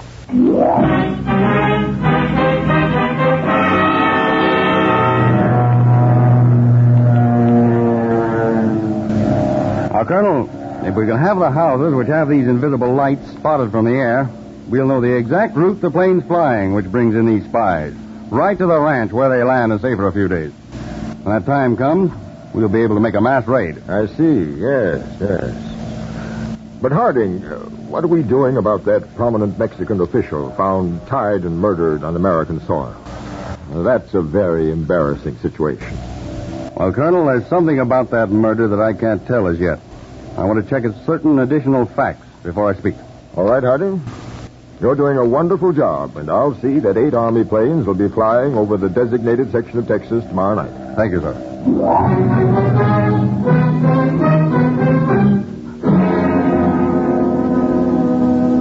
Just look at this chart, Mr. Harding. That last report mentioned this house. Southwest, square 411. Let me have that other chart, Kelly. Yes, sir. Yes, notice how this route's beginning to shape up. 42P calling. 42P calling 4X. Come in. I'm flying over Sandville. Check your chart. Chart square TS4. Chart square TS4. Here's the square he's talking about, Kelly, this square. Northeast beam. Intersection. Main highway. 2 miles from corner. Can you locate on your chart? Yes. This house right here. 42P. We have located it. 42P signing off. I've got that marked. Your signal light's on, Kelly, the upper frequency. Yes, sir. 42R calling. 42R calling. Come in, 42R. Come in, 42R. Chart square 6 TS6. Northeast corner. Intersection military highway. House in Port of Road. I've got that one, too. It's right here. Cross check with field light. Southeast due west. That's all. 42R signing off. Kelly, these houses being spotted are on a perfectly straight line from the border right to the ranch we've been suspecting. Now, tomorrow night, we'll fly this route, check all of the houses we're marking, and go right to their landing field. I'll bring a short wave set along with you in your suitcase.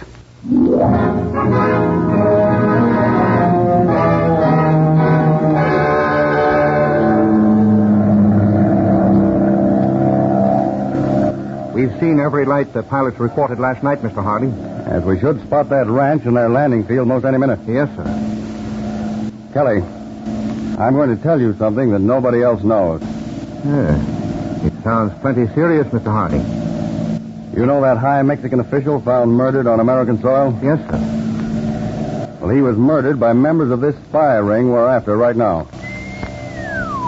You mean they got him in Mexico, flew him over the border, and dropped him from a plane? Yes.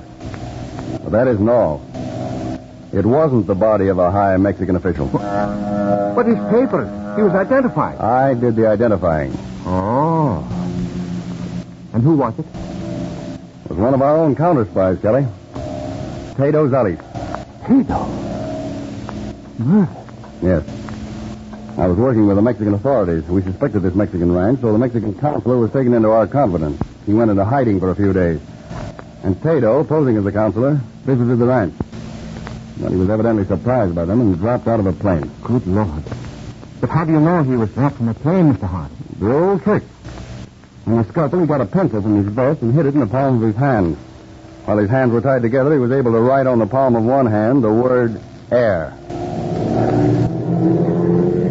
There's the landing field, Mr. Harding. Yes, there's the large ranch house, the 2 barns. It's barren, all right. Tado. Murder. We'll land, and I'll have the pilot take off immediately. Oh, Lieutenant, land as far from the house as you can. Now, we'll hide the suitcase with a short wave set out in the field. Perhaps they won't hear us land. We can get to the house before they know we're here.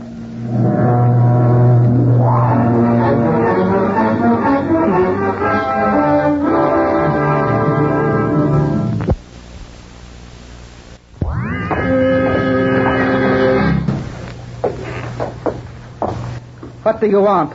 Who are you? BR2. We want to stay a couple of days. My name's Mr. David. This is Mr. Kelly. Where did you come from? Hacienda Pedro, over the border.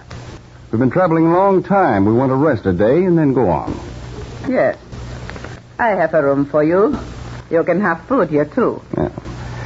Are you empty now, or do you have any more guests? We have an Italian and a Japanese. I did not want to take him in, but we are under orders. And your husband? He is out in the barn. You will meet him when he comes in. Is the Japanese of the Black Dragons? Yes. And the Italian of the Ovra? Yes. Heil Hitler. Heil Hitler. Now, I ask, for one must be most careful in our work, do you expect any more guests tonight? Not for several days. You wish to go up to your room now? Just to clean up. Then I think I'll take a walk around and get a look at things. After you have washed, you will find my husband in the barn. You will again identify yourself to him.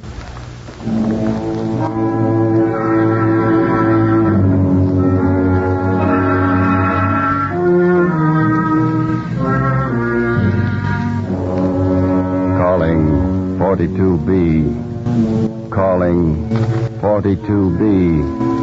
Calling 42B. Come in. Calling from field at location specified. Locate for me immediately. German couple, about 60. Want couple opposed to Nazi rule. Check my file numbers for names of couples already examined. Fly this couple to our present location. 11:30 tomorrow night. Check. Report sufficient. 42B off. That is all. All right, Kelly. Close the case. Slip it under the bushes again. Yes, sir. That Nazi woman in there was a brutal-looking character. Now, let's get right back to the house. I don't want them to notice that we've been gone too long.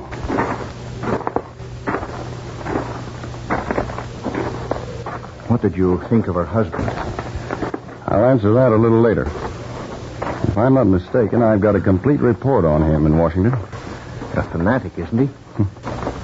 Aren't they all? Would they be Nazis if they weren't? Well, if you weren't in on the inside of things, though, you could stop at the ranch and not guess anything was wrong.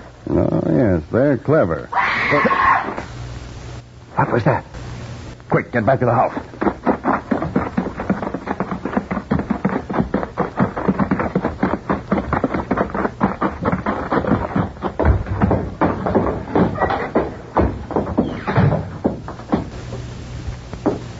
What's the matter? What's going on?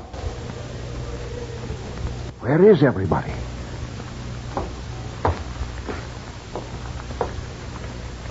I heard footsteps upstairs. Let's get up there.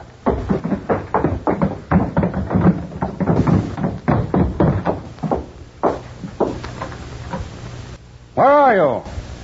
What do you want?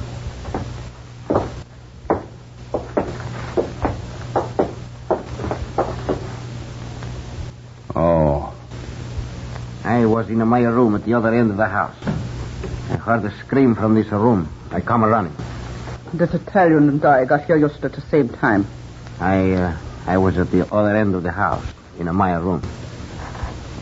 You'd better fix your collar. Looks like someone had grabbed it and torn the button off.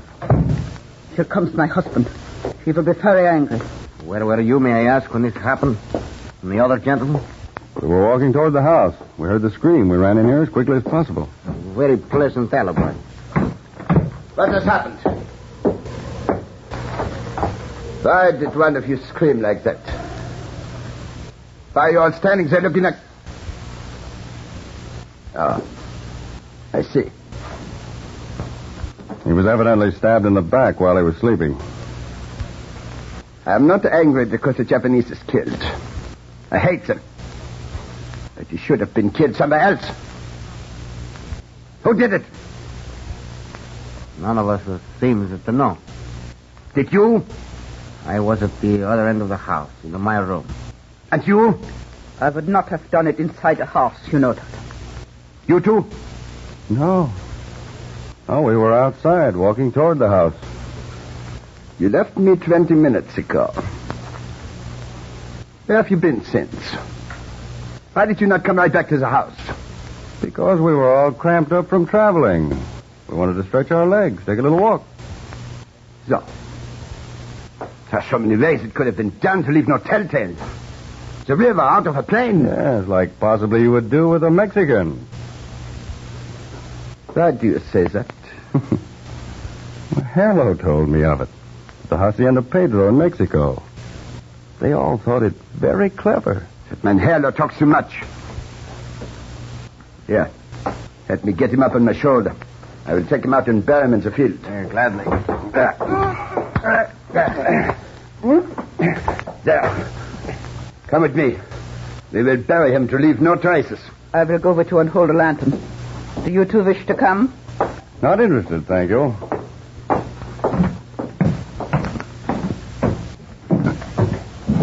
Kelly, will you do me one favor? What, sir? Kick me just as hard as you can. Well, why? Well, the minute I saw that Jap had been murdered, by habit and instinct, I started to ask questions.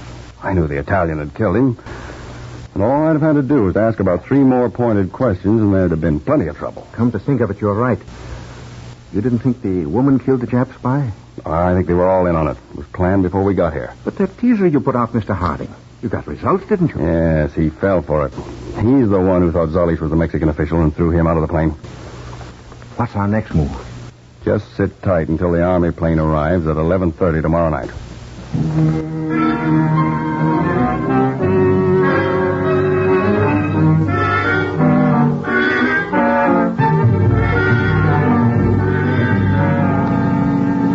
Mr. Harding, that's the Army plane, all right. Take these glasses. It's signaling with the invisible light. Just to the right of the moon, see? Yeah, good. Good. Now we've got to work fast while the plane's landing. The German couple and the Italian are in the sitting room. Let's go in. And you will leave? I will be leaving in the morning. I've already American money, which I will supply with. If you two gentlemen don't mind my intruding, and if it's all right with you, madam, I'm going to have to ask you all to get your hands up. Don't move. We both have you covered. You won't have to do much persuading for me to put a bullet right through you. Signor, vi prego, per carità, aiuto un nemico, per l'amore di Dio. You whimpering fool. We don't operate like your Gestapo, Burger. We give them a chance according to our laws. Why do you call me Burger? That is not my name. It's the name I have you listed by in Washington. You forget your activities in the Boone before the war broke out. And incidentally, the Mexican government official you threw from the plane wasn't the Mexican consular. I don't know what you're talking about. He was an American counterspy, one of my assistants, posing as a consular. I'll promise you, Burger, you're going to pay for that, and pay plenty. Senor, I'll give you money. I'll tell you all I know. Enough of that. An Army plane's just landed outside. Now march out that door to the plane. And keep your hands up.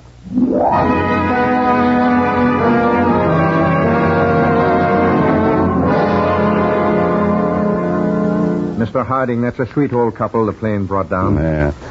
Motherly-looking soul, isn't she? You wouldn't think that this couple who just arrived and the other couple who we took out to the plane were both German. Well, there are some Germans who are not Nazis.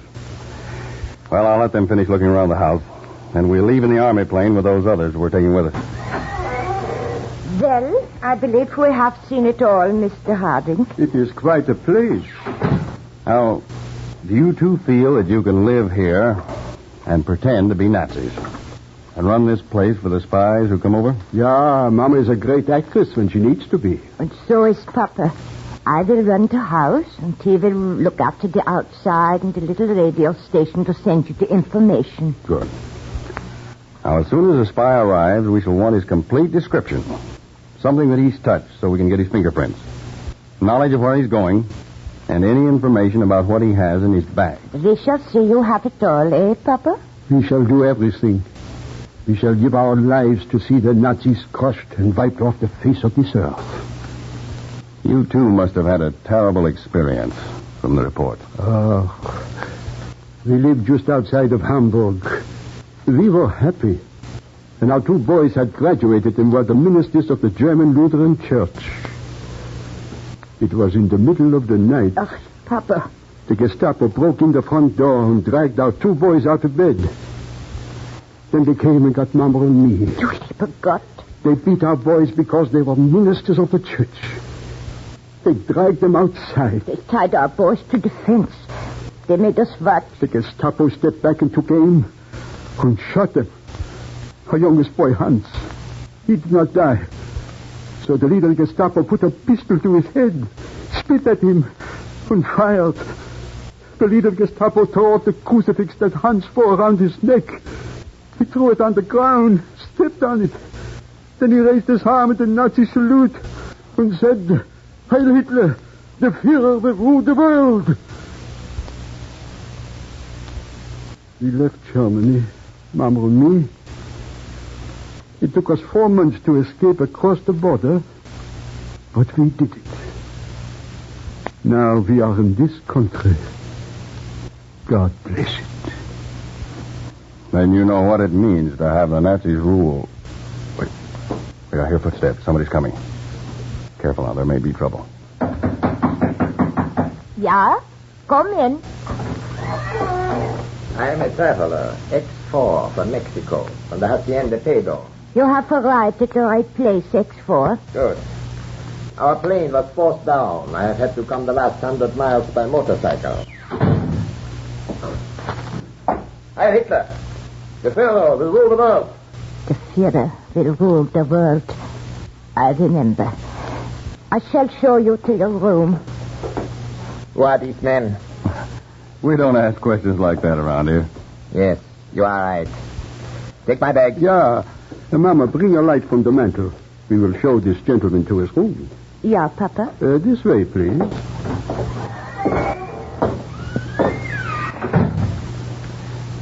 I don't think, Kelly, that we're needed here anymore. No. Let's go to the plane.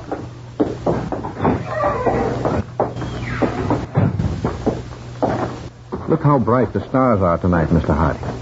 Yes, Kelly. Now, they're one of the things in this world that are permanent. Permanent like the faith of Christian people. You know, at the time of the Crusaders, barbarians tried to crush faith from the face of the earth. But the Christians rose up and pushed those hordes right back into the sea. Well, the great Christian army has risen again, and Nazism will be wiped from the face of the earth.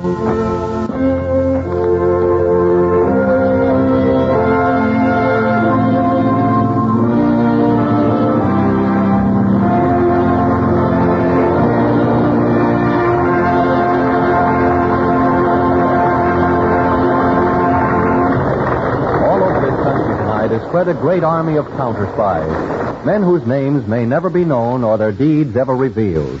But 24 hours a day, 7 days a week, these counterspies are the guardians of our home front.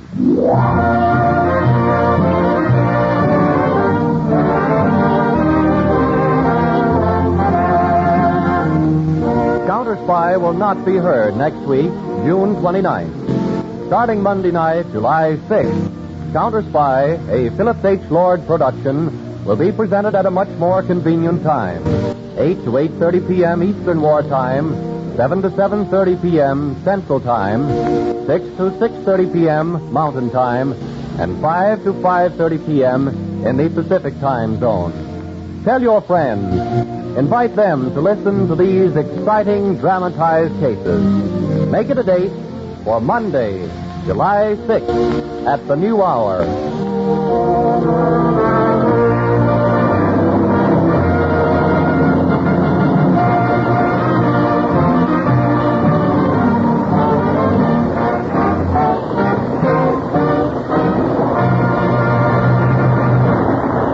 Join the 10% Club, whose membership is composed of all patriotic Americans who are voluntarily putting 10% of their incomes regularly into war bonds and stamps. Here's all you have to do to become a member. Arrange to buy war bonds on a regular basis to the extent of 10% or more of your present income. Or authorize your employer to deduct 10% or more from your regular salary or wage check. Your government is making special efforts to have everyone a member of the 10% Club. Join today. Counterspy originated in New York. You are listening to the Blue Network.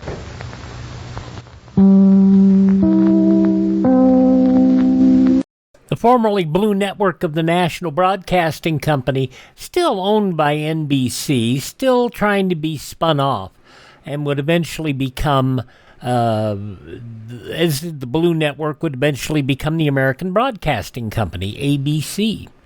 And you gotta love how propaganda just not even 7 months into the U.S. involvement in World War II, and yet you had shows that were out and out, well, I shouldn't say out and out propaganda, but they are.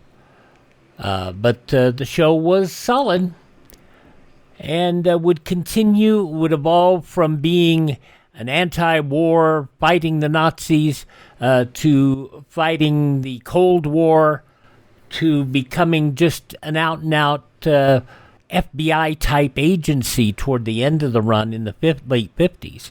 Counterspy, 84 years ago, June 22nd, 1942, Don Maclaughlin starring here on Classic Radio Theater with Wyatt Cox. Coming up next, we'll see what's going on with Claudia.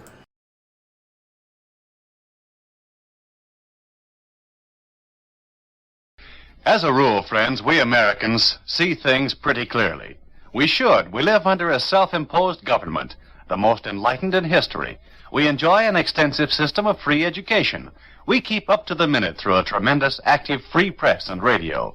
But in spite of all this, many Americans show alarming symptoms of a blind spot. Sometimes it's just talk, so-called harmless talk about fellow Americans of another race or color.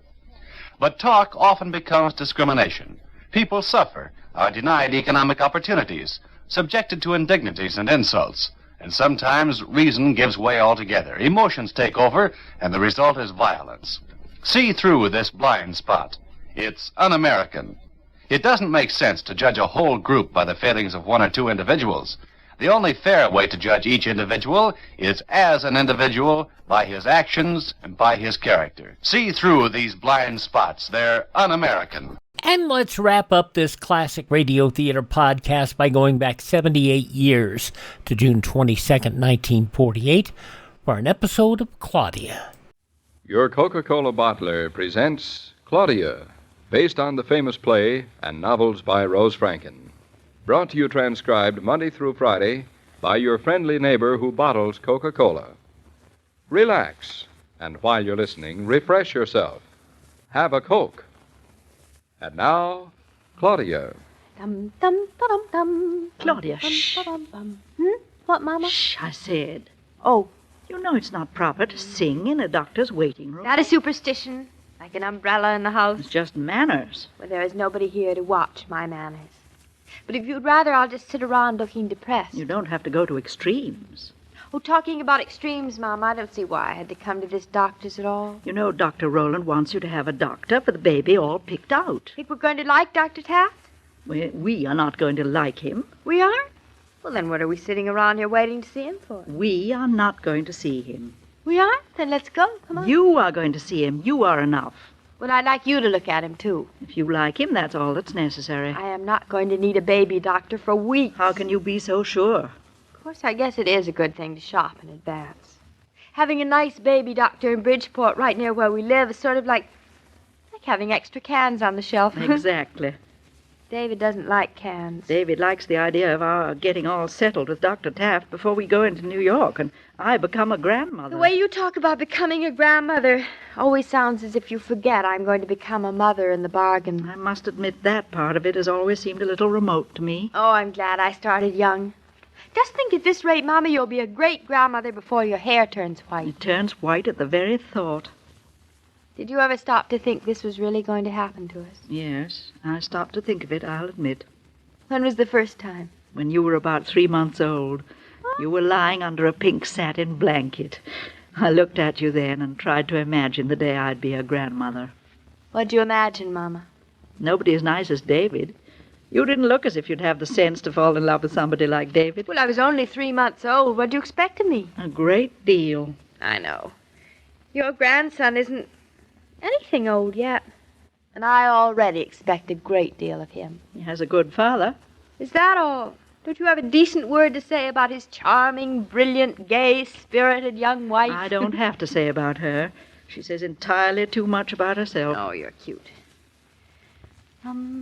Claudia, shh. I don't see why humming is worse than talking. Take my word for it. Why? Because I'm old enough to be your mother. You don't look it.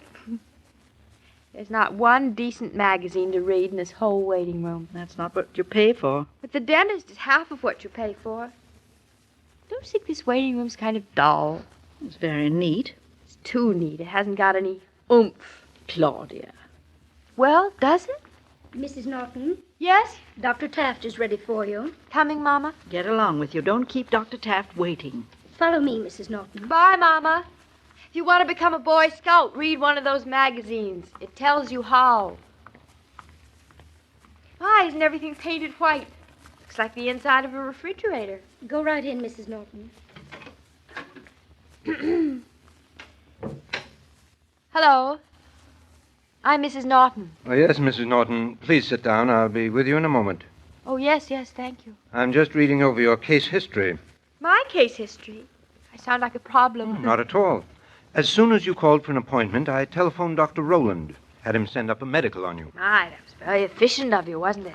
It's always preferable, when possible, to be informed about the child's background before the child crosses the doctor's threshold. Oh, I like to know my doctor, too, so I quite understand. Now, let me see. The child is expected... The end of this month. Personally, I think it's going to be June 27th. Mothers are notoriously incorrect about birthdays. Oh, I'm pretty good at hunches. Babies are no longer born on hunches, Mrs. Norton. It's all very methodical. Well, I don't know as my son is going to like being a methodical baby. It will not mind, I assure you. Now, you're expecting to have it born in New York? Yes, it's all been arranged for him that way. And you will return to Eastbrook approximately 2 weeks afterward. I wish we could hurry things up so we could get back by the 4th of July. It'd be sort of nice to celebrate the 4th of July in our own house, with our own baby. I don't suppose it's too important. Now, Mrs. Norton, this is the routine I'd like you to observe. Mm-hmm. I'll keep in touch with Dr. Rowland, but I should like you to call me upon your return. Yes? Now, I'll make a house call to see the child the first week you're back, and thereafter I shall want you to come to my office with it around the 1st of every month. Like a bill. On my first house call, I'll examine the child and decide upon the formula for it. Yes. Then, according to its weight and eating habits, we shall vary its diet. This all sounds too much like a railroad timetable to me. Strict adherence to rules, cautious observance of a child's idiosyncrasies, watchful eye, and punctuality are the greatest insurance toward the growth of a healthy, normal, well-adjusted child. That doesn't leave much to luck or ancestors, does it? Now, Mrs. Norton, what arrangements have you made for yourself? For me? For your postnatal care? Oh, I'm not going to need any. Your personal physician is in New York? Certainly not. I haven't had one in years. Besides which, I can't go traipsing back and forth into New York for no reason. Health is not no reason. Oh, I've got loads of help, thank you. When I've finished having this baby, the only doctors I'll need will be for him. But he'll be healthy, too. I can see I'll have to discuss this with Dr. Rowland. Now, I know several good men here in Bridgeport, which is quite convenient for you. I'll give you their names in case you want to speak to your husband about it. Well, now, Mrs. Norton, I guess that's all we have to discuss. Just one thing while I'm here, Dr. Taft. Yes? My husband has a trick knee. I think he got it in track at college. Your husband? Oh, he's all right. It's just his knee. And you know how men are. He just can't be bothered doing anything about it. Well, I suggest your husband see Dr. A.F. Morrison. He's an orthopedist. Well, that's just the point. My husband won't see anybody. I thought if you could just tell me what to tell him he should or shouldn't do. I'm afraid that wouldn't be very proper, Mrs. Norton. You just have your husband run in and see Dr. Morrison. I wouldn't dare advise him, particularly sight unseen, as I limit my field rather specifically to children under 6. Then you wouldn't be interested in David, certainly. It's been nice meeting you, Mrs. Norton. My regards to Dr. Rowland when you see him. And that's supposed to be pretty soon. Goodbye, Dr. Taft. Come on, Mama, let's go home. Claudia, what's the matter? Nothing, except I feel like a carrot being put through its paces in a model kitchen. What on earth are you talking about? And I'll bet you, Mama, that David won't like being a parsnip. And when tonight he hears that our son is being treated like a mere Brussels sprout, he won't be so happy about that either. David, he was wearing a white coat and spectacles, and he had much less hair than you have, except it grew on the back of his hands.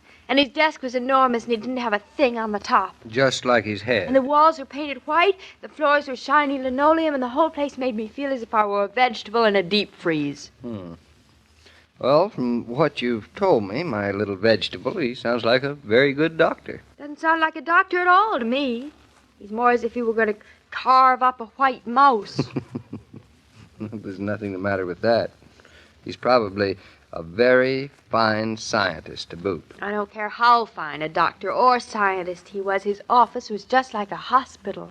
The more you say, the more I have confidence in this chap. Oh, you.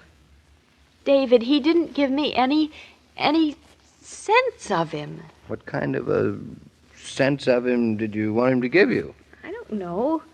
If he were like a father or a brother or even just an uncle. But he wasn't. He was like somebody who's nobody to you at all. Now, look, darling, you've only met him once. Now, give him time. Not everyone gets senses as quickly as you do. I just can't seem to make you understand it all. Why, he even called our son an it. Which is all that he is right now. You certainly made a turnabout face. Nothing of the sort. I merely feel that if Dr. Rowland recommended Dr. Taft, he's probably a very fine child specialist. And if he's cold and scientific, that shouldn't be held against him.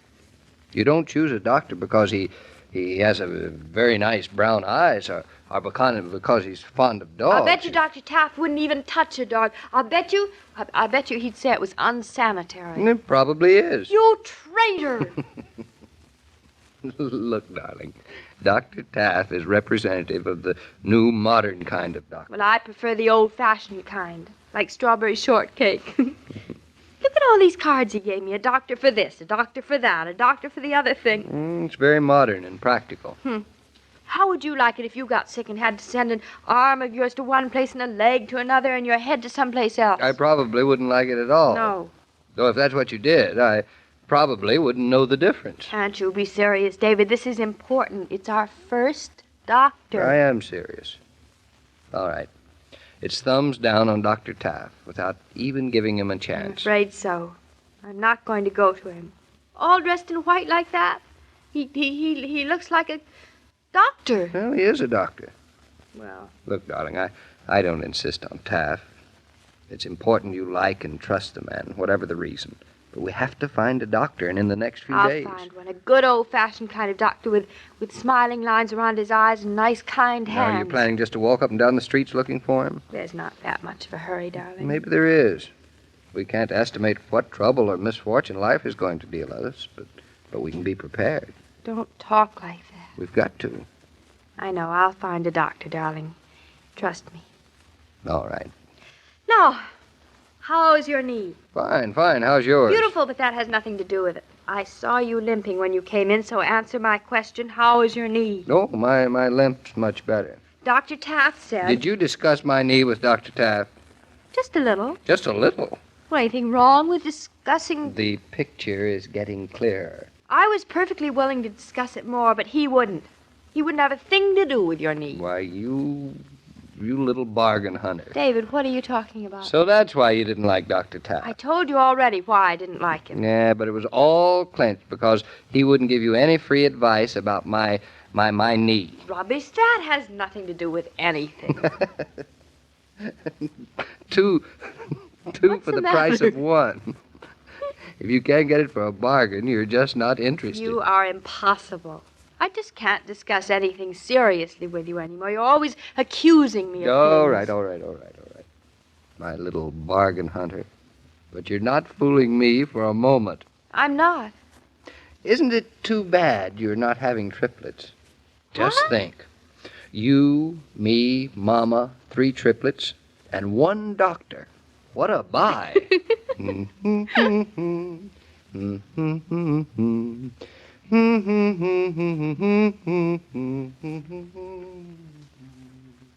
Genuine hospitality is as rewarding to those who extend it as to those who receive it.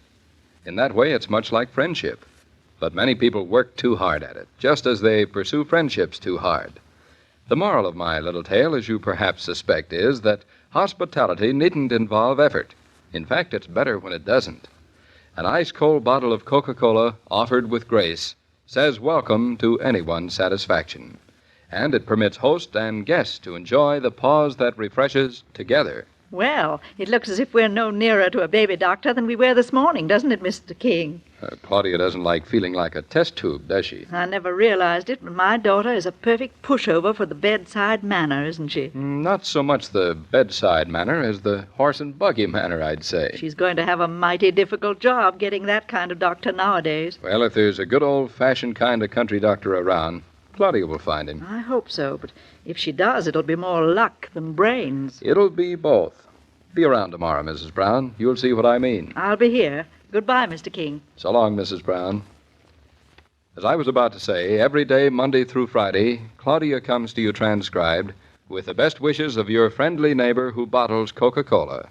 So listen again tomorrow at the same time. And now this is Joe King saying au revoir. And remember, whoever you are, whatever you do, wherever you may be, when you think of refreshment, think of Coca-Cola. For Coca-Cola makes any pause the pause that refreshes, and ice-cold Coca-Cola is everywhere. This broadcast of Claudia was supervised and directed by William Brown Maloney. And from 78 years ago, June 22nd, 1948, Catherine Bard, Paul Crabtree, Claudia here on Classic Radio Theater with Wyatt Cox. Coming up on our Tuesday podcast, Bob Hastings in the Adventures of Archie Andrews from 1945, a Nazi POW in Riverdale. Yes, and the Adventures of Ozzie and Harriet. Ricky is always late, and that's ugly. And then and by the way, the Nelson boys actually played themselves in this radio show. Also, Maxwell House Copy Time, starring George Burns and Gracie Allen. Robert Young will be taking over the Maxwell House Copy Time program for the summer months. George and Gracie will be heading to the London Palladium. This goes back 77 years. And then we're going to go back 93 years to 1933 for a very rough program. It is the Chevrolet program starring Jack Benny. And yes, Jack Benny starred for Chevrolet back in 1933. And Mary Livingston's birthday and a lot of celebrities there, all of them imitated. So we'll hear that show tomorrow. And we'll hear about Claudia. All righty. That'll be coming up on our next podcast on Tuesday. Have yourself a great Monday and a great week ahead. I'm Wyatt Cox. Thank you for joining us for Classic Radio Theater.